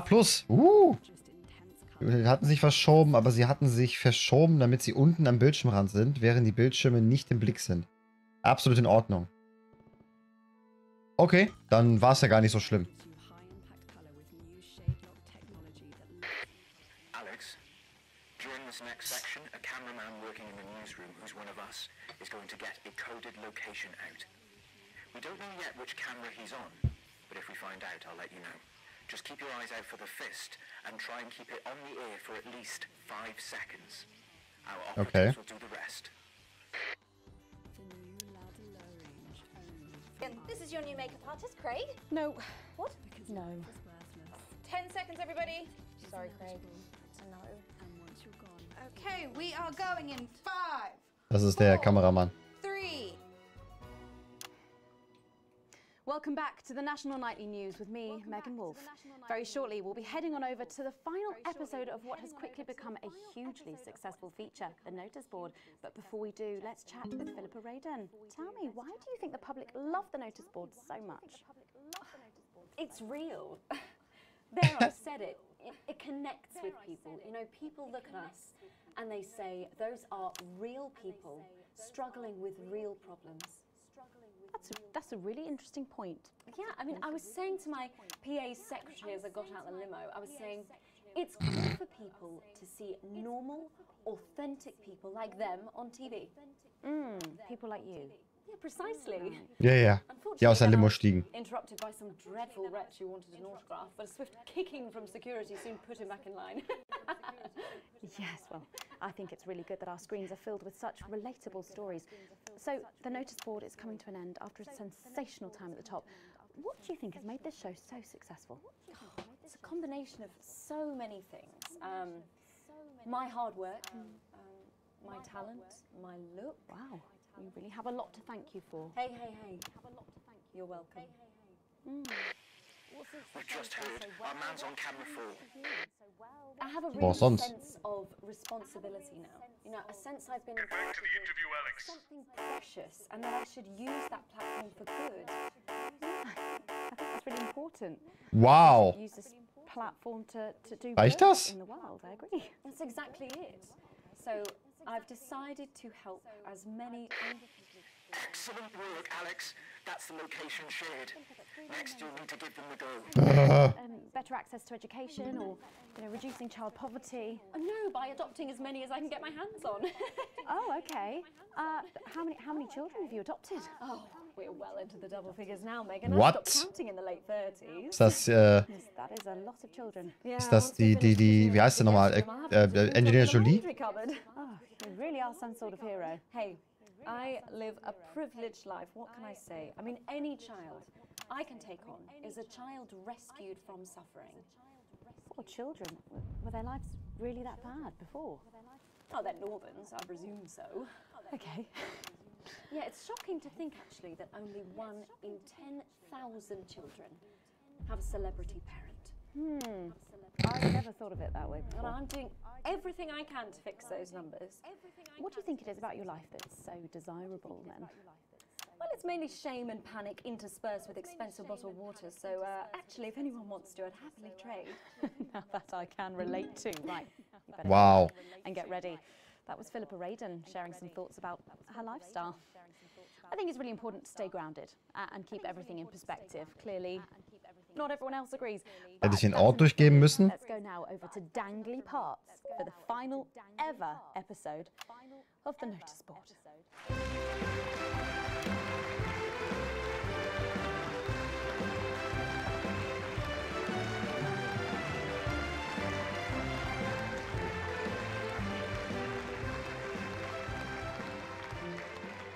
Schön das dicke Kreuz. What a day!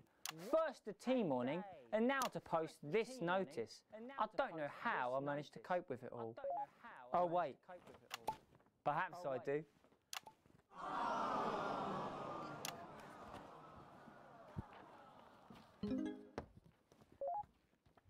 Oh! By St. Barnabas, what on earth is all this? Freeze, dirtbag! Oh, Laura, it's you. I thought for a moment you were a knife-wielding mugger or stabber. No, I'm afraid not. It's just me, a community cohesion officer, responsible for keeping crime at record lows. Of course. Aha. Keep forgetting that thanks to you and your colleagues, violence on our streets is a thing of the past. What's all this, Vicar? I know! It's a disgrace. Somebody... It's time for the go code. Give us 3 boos in a row, Alex. That will start the pincer movement. We might just pull this off. Push forwards! 3 boos, Alex. Careful, Vicar. It looks heavy. Ha! They don't call me the Right Reverend. Ripped for no reason. You missed it. Was? Was? Moment. Das war doch 3 U's. Ich habe doch erst ein... Wow. It looks like all those crucifix classes were a waste of time. Perhaps you, a young CCO, would be able to use it. Oh, you're fucking us, Alex. Hä? Ach, Buß. Wow. Wow. Looks like all those lifting classes were a waste of time. It's too heavy, even for me, a strong and capable It's not enough. Surely there's enough to lift this. Oh, Mann. Call for the best firefighter in town. Hiya! Well done, Captain Evans. You're so much stronger than us. Especially me, the weak old man. It's the least I could do for my community. Reicht wahrscheinlich nicht. Was ein Kack. No luck catching the little devil. Ach, 3, nicht 2. Unfortunately not. The ferret struck again last night. When Ray opened the post office this morning, he found that every single stamp had been pre-licked. My God! Some people have no decency. Sadly, if we don't catch him before tomorrow, we may have to cancel the village fete. Don't worry, we won't let that happen. Will we, Vicar? No. Laura, tell me, why do they call him the ferret? Some say it's because of his sneaky nature, but really it's because whenever he strikes, he always leaves behind the foul stench of urine. Never fear, officer. We'll catch this pissy nuisance and save the village fate. Or my name's not Captain Danger Evans. The community cohesion team are doing their best, but they simply don't have the smarts to solve this mystery. But I know someone who does. Someone who's about to blow this thing wide open. Me! Blackout!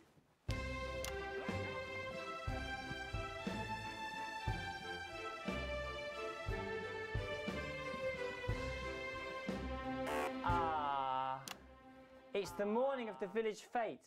Thanks to theatrical. Das wird ein ganz schlechtes Segment. I sure hope everything goes to plan. Oh, look! There's Mrs. Craven setting up her cake stall. And look, there's the motorcycle display team setting up for a show that will be far too expensive for live television. I'm going to set up the coconut shy. What are you doing? Coconut shy. First, I'm running the tombola. Then I'll be selling forgiveness for money. Aren't you judging the jams? I couldn't possibly. Oh, that sounded like Mrs. Craven. Oh, yeah. Looks like someone sucked all the jam out of her donuts. That damn ferret has struck again. Whatever are we to do? Although I'm very competent, I have no idea how to solve this case. I guess we'll just have to cancel. Das sind immer so herrlich schlecht geschauspielerte Dinge. Hold it right there. Ferret. Me? Drinking from the fire extinguishers again? Not you! The vicar! I don't know what you're talking about. Admit it. You wanted the village fete cancelled so you could have the day off, didn't you? I already have to work Sundays. I shouldn't have to work 2 days a week. But how did you know? Well, my first clue was the smell. Yes, I do smell of urine. Next, I noticed that the vicar's tongue was particularly dry, almost as if he'd been licking thousands and thousands of stamps. Or perhaps eating Mrs. Craven's baking. Which brings me on to my third clue. The vicar said that he had no more room for jam. Almost as if he'd had his fill. Precisely. But you managed to figure it all out from that? Well, I also found this at the scene. The Holy Bible. Proves nothing. No! Get him You did it, Captain. You could say you ferreted him out. Hey, come on, let's go and have a party in my massive garden. I am doing well. Thanks to you, we're all doing well.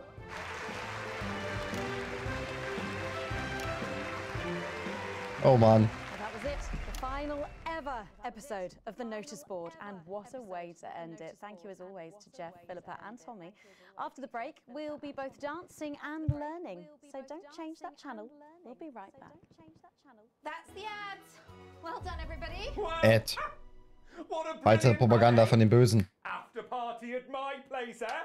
What advert is this, Alex? I don't remember passing it for broadcast. Think you made a mistake there. I've got 4 kinds of sausage. Schauen wir mal. Hey, you coming to the after party? And how progressive their policies are. Oh, well, I was wrong. And I'm here tonight to say I'm sorry.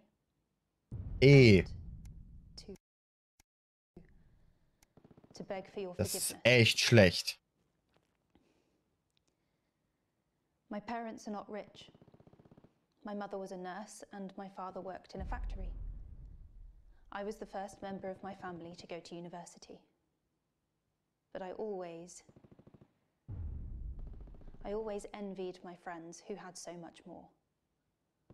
Over the years, my jealousy grew. So when Advance came to power, I didn't think about the damage they would do. I acted selfishly. I was glad to see the rich punished. I didn't see how backwards Advance were. I didn't understand that rather than tearing down the wealth creators, we should have been helping everyone else to take a seat at their table. Under Advance, the country is poorer. It is poorer in ambition. It is poorer in aspiration. We are infantilized by Advance's naive policies. Moin Siavo, Axoim. Hallöchen. Hey Mom, I'm really not supposed to say. Are we safe? Redistributive fantasies. Johnny just said to ask if you need any touch-up. I have hauled myself out to the media to defend That's the my shade, is it? Yeah. This is I my have shade. betrayed my parents. I see that now. Mum, Dad, You can run back to I'm Jenny sorry. No. Our only hope. Sorry about that, Sarah. Nothing. The only hope. At all, like at all. They said no one's died. Now That's all I can lies. say. 10 With seconds. What's wrong with you? She is in tears. Ugh. Going in 5, 4, 3.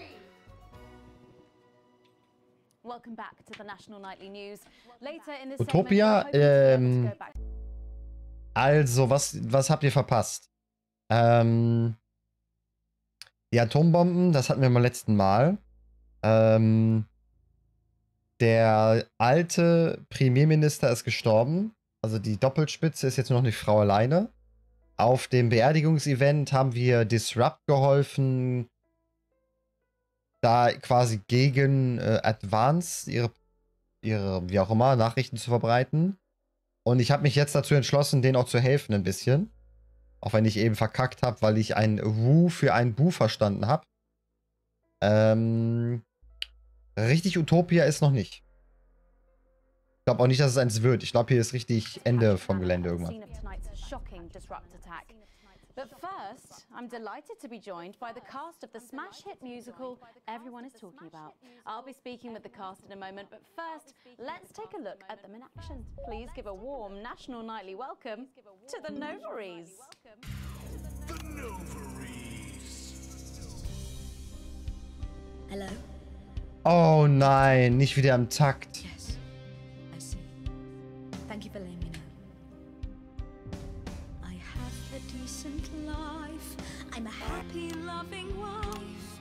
And my job is well paid and fulfilling. I have a husband, John. He's due home soon, won't be long. And I have to tell him something that is absolutely chilling. We share coffee in the morning, and we make love every day. We take time alone together Mist. to talk and laugh and play. We prioritize our needs. We do charitable deeds. But the flowers of a happy now beset by Ach. Oh, darling John. Oh, dearest John. There's something very wrong. I've just had a conversation with our doctor, David Wants, so please be seated.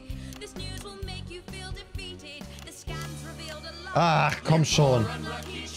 Is it cancer? Worse, oh, John. We're having a baby. How can this be? Oh, woe is me. Why has this happened to me? I always wear 2 condoms for the maximum of Safety in our tiny flat. We built a peaceful habitat. Now our lives are fucked. We're having a baby. Ich bin viel zu schlecht da drinne. And there won't be any time for foot rubs. Now your hair will stink of weed. And you'll start to disagree. And forget about Das ist aber auch echt schwer. territory 3. No more waking up at 10:30. In fact, you're never going to get a good night's sleep again. Ich versuche mich an das Pulsieren hier zu halten. You'll be lucky if you even make it out to the pub. Why can't we be more like our gay and lesbian chums? The only glue they have to deal with comes from personal bums. Now when I take a sick day at home, The parasite won't leave you alone. how he's wrong. Oh Mann. I look after you, and you look after me. Ain't no trouble and strife. We got a childless life. Oh Mann.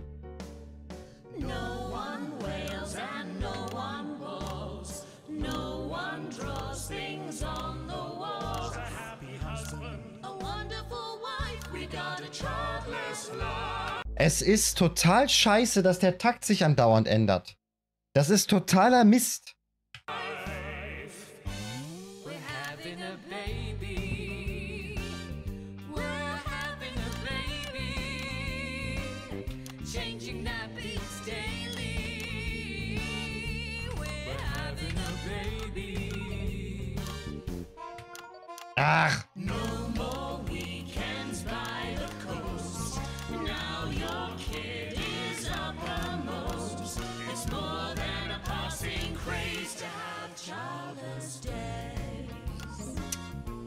We're having a baby. Food and drink thrown everywhere. Death trap toys at the top of the stairs. Every parent prays to have childless days. We're having a baby. No more stars and no more. We're having a baby. 18 years old. Ich mache das nach dem Takt, aber dieses Pulsieren ist nicht immer genau im Takt.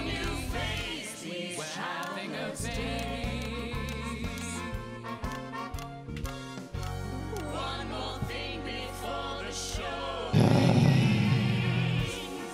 Have you considered that you might be having twins?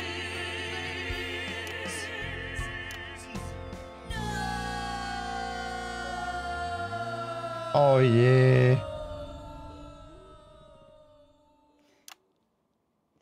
Amazing. The Novaries there, treating us to their opening number from Elegy for a Childless Life, which is currently the hottest ticket in the capital theatre district. And we'll be touring the territories later this year. Right then, come on you guys, come on down, let's go, don't be shy. Hello. Hi Megan. Interviewzeit. Oh really, are you fans of the show? Yeah, it used to be. Well, listen, let's get stuck in. Your amazing musical. Now, I mean, not only do you perform this show every single night, with matinees on Wednesday and Saturday. Right, but you're also the show's creators, am I right? Well, everyone contributed their ideas, and then some of us went away and did the actual work on the script. But no, it's very much a team effort. Oh, that's fantastic. How rude of me, I've not introduced any of you. I'll be the one being replaced next. Let's go down the line, shall we? Hi, I'm Jack. Jim Blunt. Pleasure to be here. Jennifer Boreham Woodley. Hello, I'm John Sapley. Used to be in the business professionally. My name's Jill, with a J. And I'm Janet. I'm the youngest. That's incredible. Oh. You're all friends previously. I mean, what a coincidence, right? With your name beginning with a J. Oh my goodness, guys! Our names all begin Höhere with Schüsse. How have we never noticed that? Because you haven't typed them out 1,000 times, maybe? You knew? Why didn't you say anything? I thought we all knew. It's bloody obvious, isn't it? I just thought we were doing a funny thing where we never mentioned it. And I believe as well as being friends, you're also a couple. Irgendwer schießt In draußen. real life as well as in the show. Well, not exactly. I'm not married to him. I'm with Janet. And I'm with John, you lucky bean. Jim and I are married. 4 fabulous years. Well, that must make for some confusion in the rehearsal room. Well, you should have seen the first draft. Jen decided that Jack would play Jim, I would play Jack, Jen Janet, Jill Jen, Janet Jill. Was? Jen spielt jetzt Jack und Jack spielt Jim und Jim, Jack, Jim, Jim. Was? My character was originally just called Man 1. It was allegorical. It was very confusing. Not for a professional. After much toing and froing. And gnashing and wailing. And gin and tonic. We decided that we'd just use our own names, which is less truthful. We're also less likely to go into the wrong dressing rooms. Oh god, yeah, that would be very embarrassing, wouldn't it? Of course, when I first wrote it, we were only meant to run for a few nights at the Nimbley Village Hall, but when I registered it with the Department for Culture, it caught the eye of someone high up, and before you could say overnight sensation, we were transferring to the capital. It's all been a bit of a roller coaster, really. I'm only 19.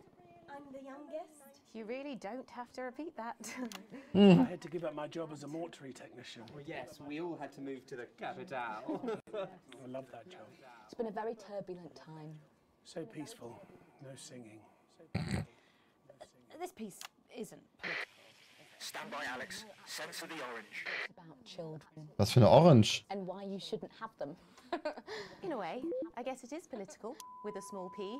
After all, we are a solid unit, and eagle-eyed audience members will see we nod our heads to advance on stage throughout, and we target the messaging at women aged 22, well, about 35, as they're the most likely to be afflicted by this terrible problem. Terrible problem. Having children. Well, you understand, Megan. You clearly agree. Wow, this isn't about me. Of course, we see that there are advantages to a family unit, but eagle-eyed couples watch as the little parasites advance on their lives, and there's no time to play the guitar, get through a book, or watch a movie. They're exhausted, passed out on the couch by 20 to 9, for God's sake. We're very chatty tonight, dear. Usually I'm the chatty one. Because you're the youngest, we know. It's not a badge of honour, Janet. Janet, please, Jennifer. Oh, well said, John. Thanks, Janet. Got your back. So, can you just tell us what is the play about? What happens in it? Well, go ahead. It's a tragedy, obviously. Jennifer, myself, and John have their child, and then the story charts the downfall of their hopes and dreams. And there's lots of singing. And dancing. A lot. My character works at a menu centre for a distribution unit. Eagle-eyed, she sees her friend's rapid advance to a pit of despair. Becoming a target for children's TV advertising at the age of 22, she decides to take drastic action. I can't really say more, though. I probably said too much already. Yes. Let's not spoil the second act for anyone who might come to see it. Which should be all of you. For too long, we've been told that a life without children is somehow incomplete, that children are a blessing. Well, I've done the research, and they're not. Besides, there's already loads of bastards running around all over the place, so... We just want people to have the option of a happy, child-free life without stigma. You know, when I was 14, before I had... Okay, ein Channel ist gerade weg. I had an experience with a girl called Julia Jacobs. Was ist denn da los? Ach so, das ist wieder außen. Dip my toes into the... Well, thank you all so much for coming in tonight. I really hope to keep them dancing in the aisles for many performances to come. The noble side. And I am pleased to say we can now go back to Patrick Bannon to get the latest from the scene of tonight's horrific events. Patrick, are you okay? Thank you, Megan. This is Patrick Bannon reporting from the scene of tonight's devastating and symbolic attack tonight this evening. An attack. Bin gespannt, was da alles I passiert. myself have been found myself caught up in. I'm still a little dazed and a little deaf, Megan. So I hope you'll forgive me if I seem that it's time to speak with the Prime Minister. Mrs. Salisbury, that's you. You're still here. The Prime Minister. I couldn't leave, not when there were people that needed help. Any team player would have done the same. I don't deserve praise for being human. Yes, no accolades here. Or palisades. Oder Lemonades. So, is the situation now? Are we safe? Yes, the security services performed their duties without hesitation, and I would like to assure the public that although there have been some injuries, there were no civilian deaths here this evening. Oh, that's good news about the Was? Sorry, did you say no deaths? That's right. No civilian deaths. Just the 4 disrupt terrorists curtailed by law enforcement who were always so cohesive. If I may, I have a message for your viewers. Of course, the camera. There's the speak there on the camera there. Speak there on the camera. Stay at home tonight. Do not become another casualty of war. Draußen brennt irgendwas. Disrupt have had their moment, but as the dear departed Peter Clements once famously said, it ends today. Thank you, Prime Minister, for those strong words of strength. Back to the studio. Megan, now in studio with Megan Wolf now. Patrick Bannon there, bravely reporting from the front line of tonight's horrifying bombing. Maybe you need to get checked out, Patrick. Well, that brings us to the end of tonight's National Nightly News, but before we go... Nicht ganz. Victory is in sight, my friends. You have mobilized. You have come together. From our agents at the television networks risking arrest and getting those words to you, to the many hundreds and thousands gathering to invade team headquarters. As I speak, we are turning the tide, and it is time for change. Tonight we topple their regime, and we also silence their mouthpiece. Channel 1. Time to wake up. Out from the shadows, and they are not the overwhelming force they would have you believe. The military have been actioned, and well, it's pretty scary out there tonight, so stay at home. Okay. Because the team has assured this programme that the turbulence will soon be over, and we can once again focus our minds on building a future with equality, fairness, and resources for all. My name is Megan Wolf. Let's make tomorrow better. Everything is fine, yeah. Everything is awesome.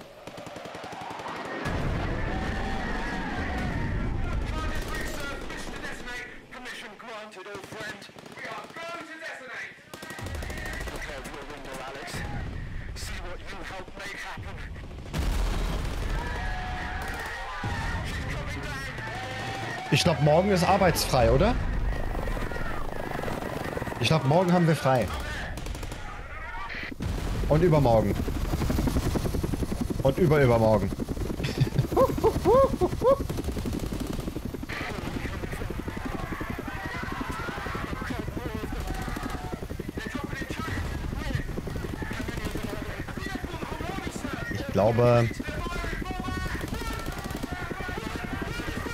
Ich glaube, Advance gewinnt.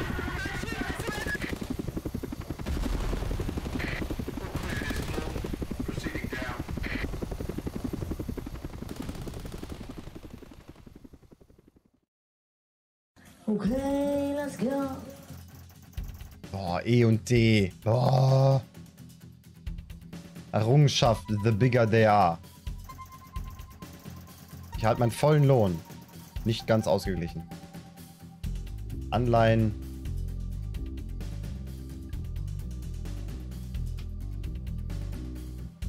Hier hoch, darunter, unverändert.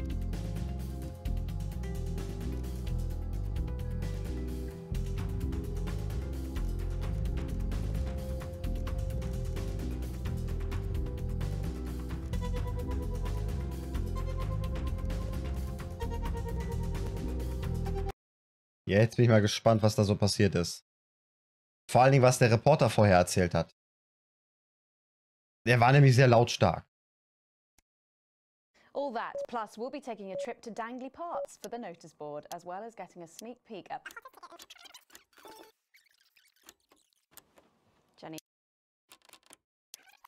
ego and the face of my mother. I'll tell you all about it later, yeah? Yeah. Jenny, I want her out of here by the end of the titles, and I want a new one by the break. Mariah? Yeah, she's just complacent, and worse, she's a dream person. Right away, Megan.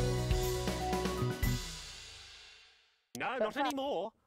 I tell you, look at them over there. I had to battle through 10 of those bastards on the way in. They wouldn't let me come in. One of them grabbed my arm, wouldn't let go.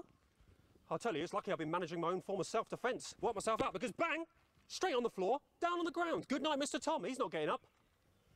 I'll tell you what, I'm getting sick and tired of this. If I had to stand around here for too much longer, listening to that old bitch lying through her teeth about missing that poor bastard. Patrick. I don't know what I'm going to do. We're live.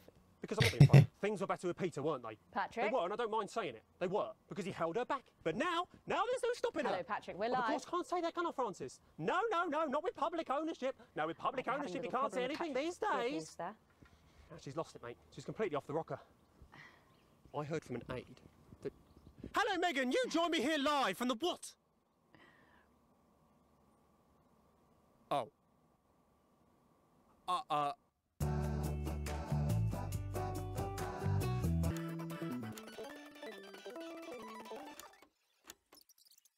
Das kennen wir ja.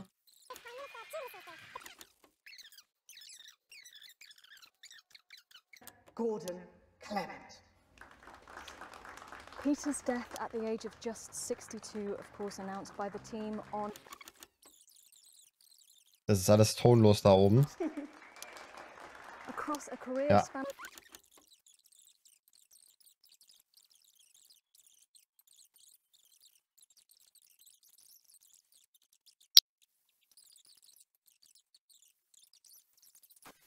Secure Songbird. Mom, we have to get you to safety. Come with us. I'm not leaving, I can't! You two, come with me! Don't panic! Help us here, look. We're gonna help you. We need a medic here! Aber sie kümmert sich ja schon darum, ne? Stop resisting and we'll let you up. Not resisting! Ah! What are you doing? Not resisting! You saw! Not resisting! Turn the camera off. National Night News. We have the right to be here. I said turn the fucking camera off. Eyes open. National Night News. We have the right to be here. What are you doing? You two, stay with him. Mom, we have to stay by your side. I am the Prime Minister, and if I give you an order, you will damn well follow it. Do you understand? Do you understand? Yes. Mom. Keep your eyes open. Who the fuck are you? Who the fuck are you? Medics are coming. You sit down. I can't hear you. I'm from the National Nightly News. Well, then you can consider this payback. Salisbury's still here.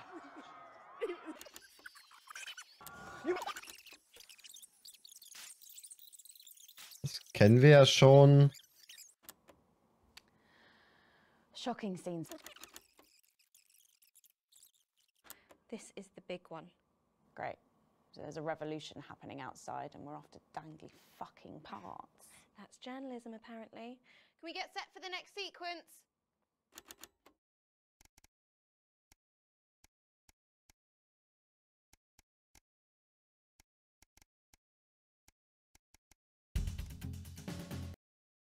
Schauen wir mal, was da passiert.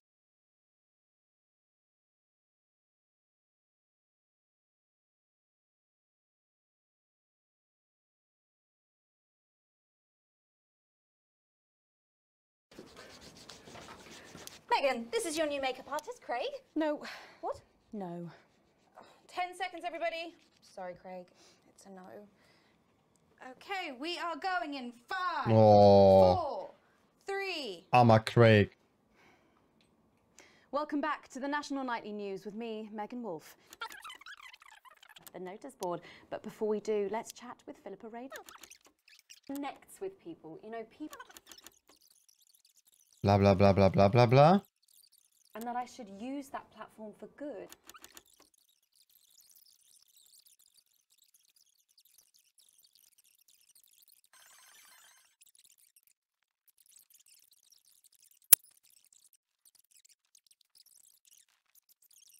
Ganz lange Schauspielsequenz. Ach, Ciavo Axoim, habt ihr schon die Änderung auf dem Discord gesehen?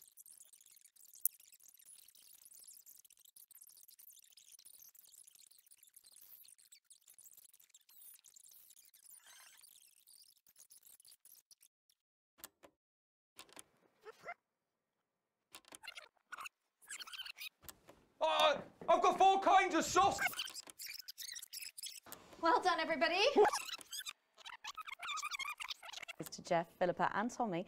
After the break, we'll be both dancing and channel. We'll be right back. That's the ads.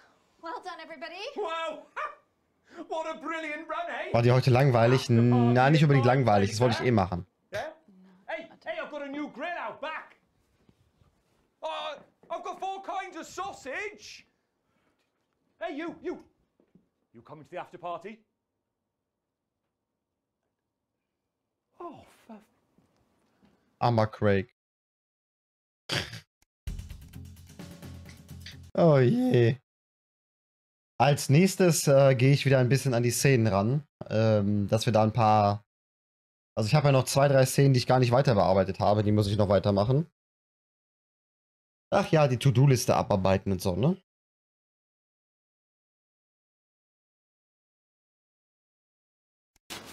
Please, Sarah, anything. Sorry, Mum, I'm really not supposed to say. Are we safe? Hi, I'm Maddie. Jenny just said to ask if you need a touch-up. Did she?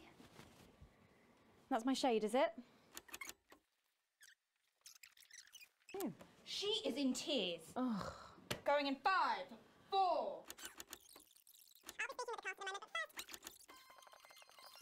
He's due home soon, won't be long, and I have to tell him something that is absolutely chilling. We share coffee in the morning, and we make love every day. We take time alone together to talk and laugh and play. We prioritize our needs, we do charitable deeds, but the flowers of a happy life are now beset by weeds. I'm home. Oh, darling John. Oh, dearest John. There's something very wrong. I've just had a conversation with our doctor, David Wong, so please be seated. This news will make you feel defeated. The scans revealed a lump. You poor unlucky chump. Is it cancer? Worse, oh, John. We're having a baby. How can this be? Oh, woe is me. Why has this happened to me? I always wear 2 condoms for the maximum of Safety in our tiny flat. We built a peaceful habitat. Now our lives are fucked. We're having a baby. Was ein Song! Can't have any wine at book club. And there won't be any time for foot rubs. Now your hair will stink of weed. And you'll start to disagree. And forget about that holiday in Territory 3. No more waking up at 10:30. In fact, you're never gonna get a good night's sleep again. No more snap decisions to go on to a club. You'll be lucky if you even make it out to the pub. Why can't we be more like our gay and lesbian chums? The only glue they have to deal with comes from personal bums. Now when I take a sick day at home, The parasite won't leave you alone. how he's grown. Schon hart. We're our top priority. I look after you, and you look after me. Ain't no trouble and strife. We got a childless life.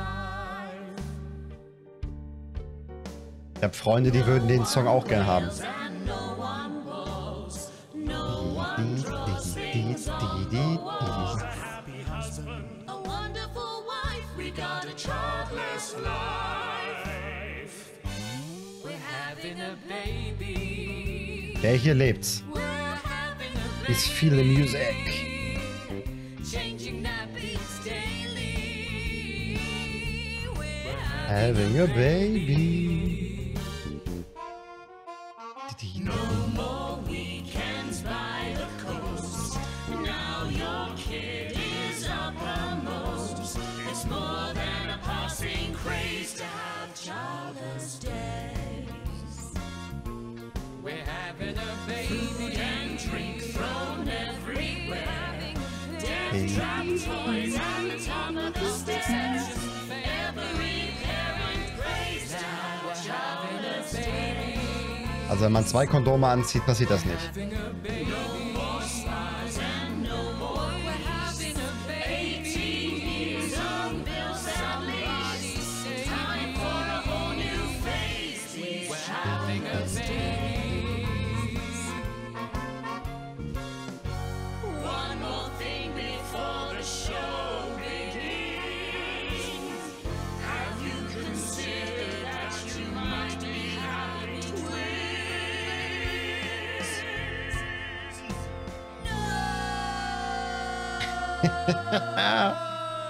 Oh je, jetzt habe ich den Song wenigstens komplett gesehen.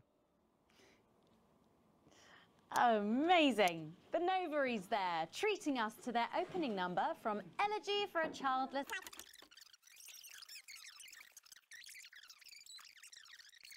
Any of you, I'll be the one being replaced. Wir müssen gucken, bis sie links hinten anfängt, in die Kamera zu sprechen. A very turbulent time. So peaceful, no singing. This piece isn't political, is it? No, no, absolutely not.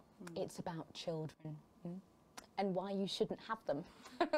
In a way, I guess it is political, with a small p. After all, we are a solid unit, and eagle-eyed audience members will see we nod our heads to advance on stage throughout, and we target the messaging at women aged 22, well, about 35, as they're the most likely to be afflicted by this terrible problem. Terrible problem. Having children. Well, you understand, Megan. You clearly agree. This isn't about me. Of course, we see that there are advantages to a family unit, but eagle-eyed couples watch as the little parasites advance on their lives, and there's no time to play the guitar, get through a book, or watch a movie. They're exhausted, passed out on the couch by 20 to 9, for God's sake. You're very chatty tonight, dear. Usually I'm the chatty one, because... You're the youngest, we know. It's not a badge of honour, Janet. Janet, please, Jennifer. Oh, well said, John. Thanks, Jack. Got you back. So could you just tell us what is the play about? What happens in it? Well, go ahead. It's a tragedy.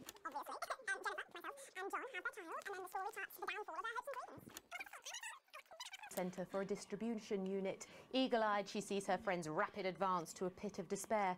Becoming a target for children's TV advertising at the age of 22, she decides to take drastic action. I can't really say more, though. I probably said too much already. Should be all of you. For too long, we've been told that a life without children is somehow... Loads of bastards running...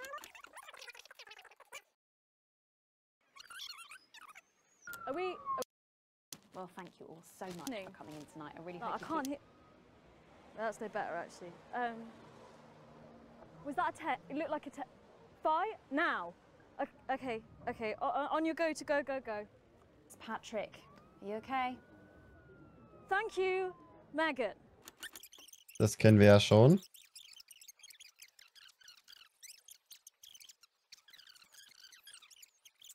Terrorists curtailed by law.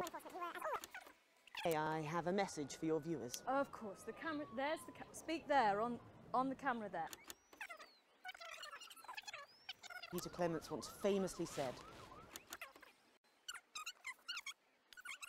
Wolf now. Patrick Bannon there. Bravely I report. That went quite well. I think we need to get you to hospital, darling. Yeah. Can you get this reported to hospital, please? Can you stop taking photographs, please, madam? Throughout the programme tonight, we've been receiving reports of disrupt activity. Oh, da ging die Welt unter. Willkommen zurück, Slash. Willkommen zurück. Ich bin gespannt, was jetzt passiert. Also wir sind ja jetzt bei Tag 960 oder sowas. Gab einen Angriff. War das jetzt das Spiel? Ne, 912 waren wir. Eine wichtige Überprüfung. Trotz einer stressigen Anreise kommst du etwas früher zur Arbeit. Du weißt immer noch nicht ganz genau, was eigentlich passiert ist. Aber den unzähligen BGZ im Gebäude nach zu urteilen, ist das keine reine Channel One Angelegenheit. Head of Program, okay? Diese Theorie bestätigt sich, als du darüber informiert wirst, dass Boseman sofort mit dir sprechen will und unverzüglich in sein Büro eskortiert wirst. Du sitzt nervös draußen und wartest auf deinen Boss. Wenige Minuten später taucht der Boss persönlich auf. Er sieht zerzaust aus und hat eine streng aussehende BGZ im Schlepptau. Ah ja, Winston. Gut. Das ist Specialist Abels. Sie wohnt im Gespräch bei. Bitte komm herein und setz dich. Der rotgesichtige Mann eilt in sein Büro und lässt die Tür offen stehen, damit du ihm folgst. Du warst noch nicht oft in seinem Büro, aber es war immer in makellosem Zustand.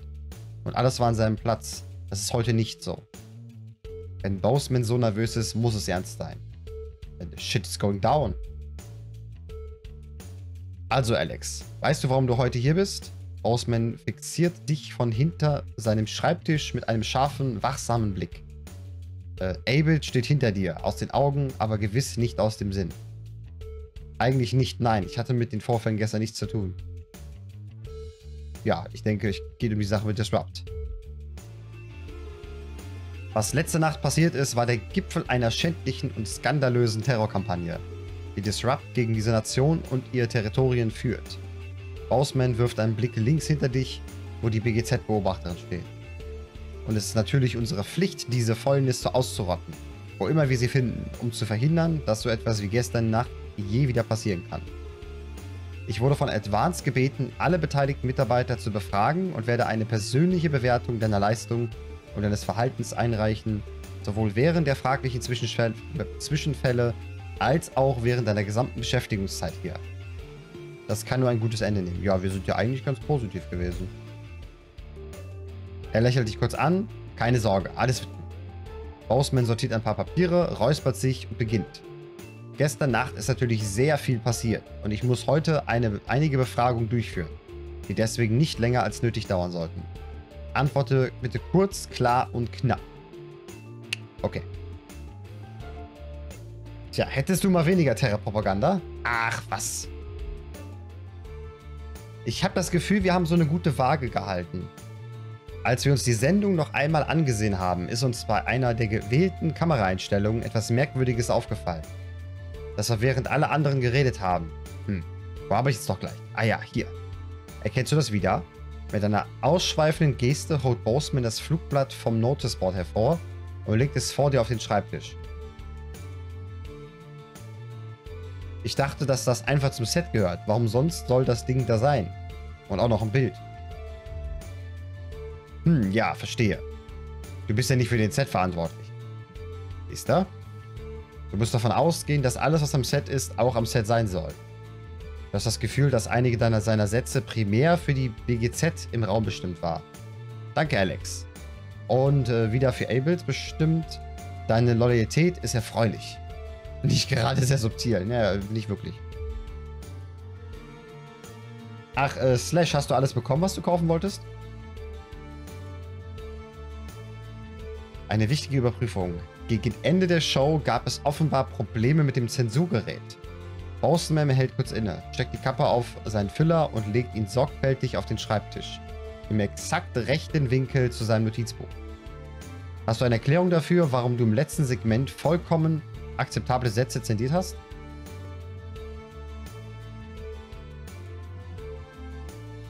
Es gab wohl ein Problem mit dem Gerät. Wahrscheinlich hat Frank wieder vergessen, es zu überprüfen.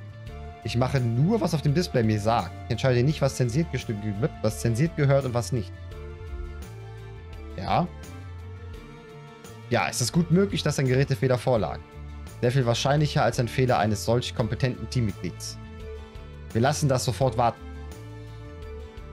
So viel, wie wir dafür gezahlt haben, erwarte ich, dass es noch mindestens 20 Jahre hält. Genau wie das letzte. Boseman lacht.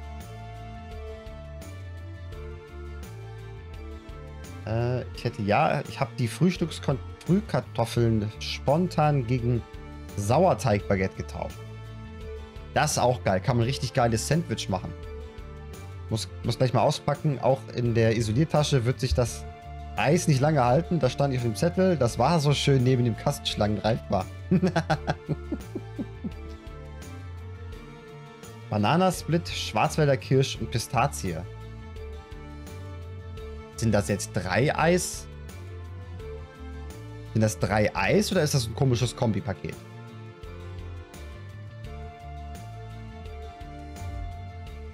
Boseman holt seine Brille hervor und setzt sie sich mit spitzen Fingern auf die Nase. Dann lehnt er sich vor, um seine Notizen zu studieren. Also, wir rechnen natürlich hier und da mit ein wenig Subjektivität. Das ist unvermeidbar. Aber er hält inne und blättert quälend langsam um. Subjektivität ist etwas anderes als terroristische Propaganda. Kannst du mir vielleicht erklären, wie es passieren konnte, dass ihre Botschaft in unserer Übertragung so viel Raum bekommen hat. Es war so viel los, dass ich es erst bemerkt habe, als es zu spät war. Das Gerät ist seit Jahren veraltet. Auch das letzte Update hat uns das Leben nicht leichter gemacht. Es war so viel das da. Aus dem Augenwinkel bemerkst du, dass Specialist Abels sichtbar hellhörig wird und gespannt auf die Antwort deines Chefs wartet.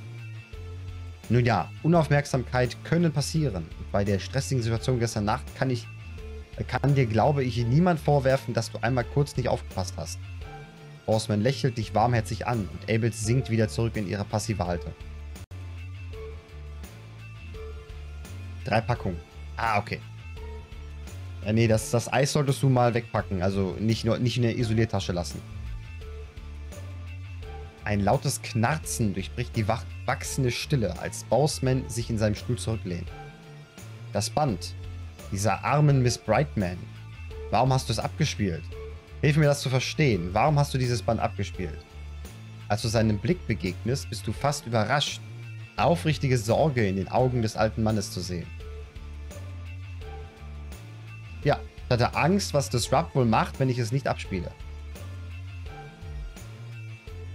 Du siehst zu, wie Boseman langsam seine Brille putzt, bevor er antwortet. Nun ja, letzten Endes hast du entschieden, es zu tun, Alex. Ich weiß nicht, ob ich das an deiner Stelle auch getan hätte. Aber es ist wohl offensichtlich, dass du dachtest, es wäre richtig so. Und mehr können wir nicht von dir verlangen. Er räuspert sich und lehnte sich vor. Er lächelt wieder. Das war dann, glaube ich, alles.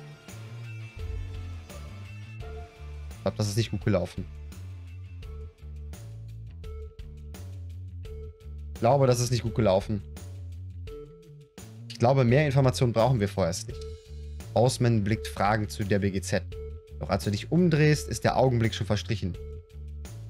Geh am besten erstmal nach Hause. Es gibt sowieso keine Arbeit für dich, bis wir einen neuen Satellitenturm aufgestellt haben. Durchaus richtig. Aber du darfst natürlich die Stadt nicht verlassen. Ich habe nach den anderen Befragungen vielleicht noch ein paar Rückfragen an dich. Als du gehst, siehst du in Specialist Abels offene Feindseligkeit. Shit is going down.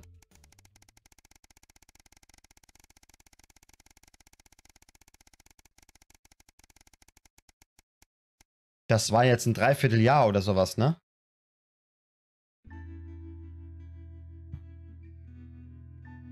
Ein Bankett für manche. Heute ist euer Hochzeitstag. Eine Woche Urlaub hätte vielleicht genau das sein können, was Sam und du brauchen. Aber nachdem du mit dem Reisebüro geredet... Aber nachdem du mit den Reisebüros geredet hast, ist klar, ihr könnt euch das unmöglich leisten. Vielleicht nächstes Jahr. Trotzdem. Ihr könnt vielleicht nicht in Urlaub fahren, aber der Abend kann trotzdem etwas Besonderes werden. Du hast dir heute freigenommen, damit du versuchen kannst, euch ein romantisches Abendessen zu kochen. Auch wenn Day dir heute früh ausdrücklich gesagt hat, du kannst dir die Mühe sparen. Deren exakten Worte waren, eine billige Geste letzter Minute ändert auch nichts mehr, wenn du dich recht erinnerst. Ich freue mich auf einen gemeinsamen Abend. Du machst dich an die Arbeit und verwandelst das Haus in die perfekte Umgebung für einen romantischen Abend. Alles läuft nach Plan. Sam wird begeistert sein. Du wartest ungeduldig, bis warum da auch immer Day steht. 912 zu 1217, 305 Tage, also knapp 10 Monate. Also ja, man könnte sagen, 3/4 Jahr. Hast du heute einen Clown gefrühstückt, oder was ist los? Du hattest sogar Zeit, ganz alleine das komplette Haus zu putzen. Vom Boden bis zur Decke. Es hat Stunden gedauert. Wo ist denn deine Frau? Aber Sam wird sich darüber freuen. Die kommt gar nicht mehr. Du hörst den Schlüssel im Schloss und legst schnell noch einmal letzte Hand an. Was? Also wirklich. Als Sam in den Flur tritt, wartest du an der Tür zur Küche. Perfekt herausgeputzt. Und so beiläufig wie möglich. Alex? Was ist denn hier los? Oh mein Gott, hast du geputzt? Was riecht da so? Tja, Schatz. Das ist die nicht gewaschene Wäsche im Keller. Ich glaube mal, dass das Sam heißen soll. Gibt dir einen kurzen Kuss, geht an dir vorbei in die Küche, wo das Bankett vorbereitet ist. Die Kerzen angezündet sind und Charlie grinsend wartet. Oh mein Gott, Alex. Alles Gute zum Hochzeitstag, mein Schatz. Als Sam sich grinsend und mit Tränen in den Augen zu dir dreht. Alex ist perfekt. Sam eilt zu dir und küsst dich sanft, bis Charlie sich mehr oder weniger taktvoll räuspert. Also, ich wurde offiziell in das Programm für Manager für Gemeinschaftszusammenhalt aufgenommen. Platzt Charlie heraus. Okay. Charlie hebt einen Rucksack auf, der neben ihm auf dem Boden liegt, und geht zur Tür. Schönen Abend. Macht nichts, was ich nicht auch machen würde. Ich übernachte heute bei einem Freund, also warte dich auf mich. Sam sieht dich an und ihr beiden lacht. Du ziehst für Sam den Stuhl hinaus. Besser als die Hose aus. In dem Moment. Vielen Dank auch, sagt Sam und setzt sich grinsend neben dich. Charlie war auch fleißig. Er schüttelt den Kopf, während du dich dem gegenüber setzt. Diese Wortunterschiede, ist das von unserer Krankheit? Morgen erst einmal... Achso, morgen erst einmal. Du hättest das wirklich nicht machen müssen. Ich weiß, ich wollte es aber. Ich liebe dich, Sam. Ich liebe dich auch, haucht. Da steht immer Day. Dabei ist das doch Sam. Und bewundert das viele Essen, das du vorbereitet hast. Warum alles in der Welt soll ich da anfangen? Day lacht, als du euch das erste Glas Champagner einschenkst. Du hast riesiges Glück, eine so wunderbare Familie zu haben.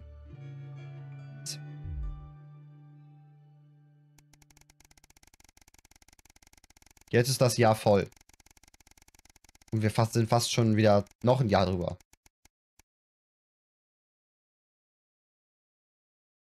Ein Job weniger. Es ist alles vorbereitet. Sam und du, ihr habt seit Jahren versucht, Bulletman zu sehen. Aber im Kino habt ihr ihn verpasst. Und wenn ihr in der Videothek wart, war er irgendwie immer ausgeliehen. Jetzt wartest du nur, dass sie nach Hause kommt, damit ihr den Film endlich sehen könnt. Du hörst die Haustür aufgehen, als du gerade eine Schale Popcorn auf den Couch stellst. Wir sind alle startklar. Schwing dein Hintern rein. Sam kommt mit leerem Blick herein und ignoriert sowohl den Film als auch die Snacks, als sie sich neben dich setzt. Du musst den buchstäblich anstupsen, damit sie aufwacht. Okay, was ist los? Ich wurde gerade rausgeworfen in der Arbeit. Sam statt einfach nur die Lehre. Es sind wohl keine 2 Erziehungskräfte mehr nötig. Nicht genug Kinder. Sie können die Ausgaben nicht mehr rechtfertigen. Hat der Song wohl doch gereicht, wa? Schatz, es tut mir so leid. Das wird schon. Du findest einen anderen. Was denn? Nein, du kapierst es nicht. Es gibt einfach generell keinen Bedarf mehr an Lehrkräften für die jüngeren Jahre. Nicht nur hier, überall. Ich weiß nicht, was ich machen soll, was wir machen sollen. Du nimmst Sam in die Arme. Ich weiß, es ist hart, aber uns fällt schon etwas ein.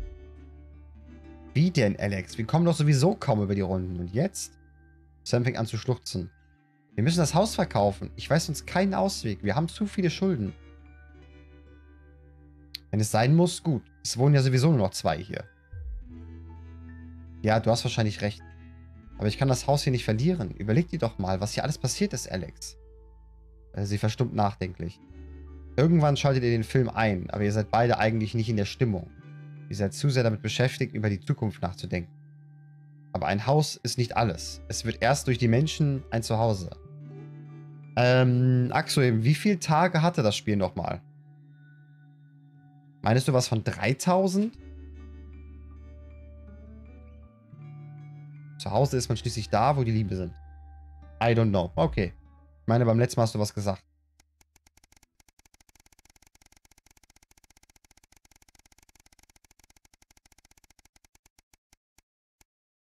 Hatte so auf 1500 geschätzt. Ne, da sind wir schon weit drüber.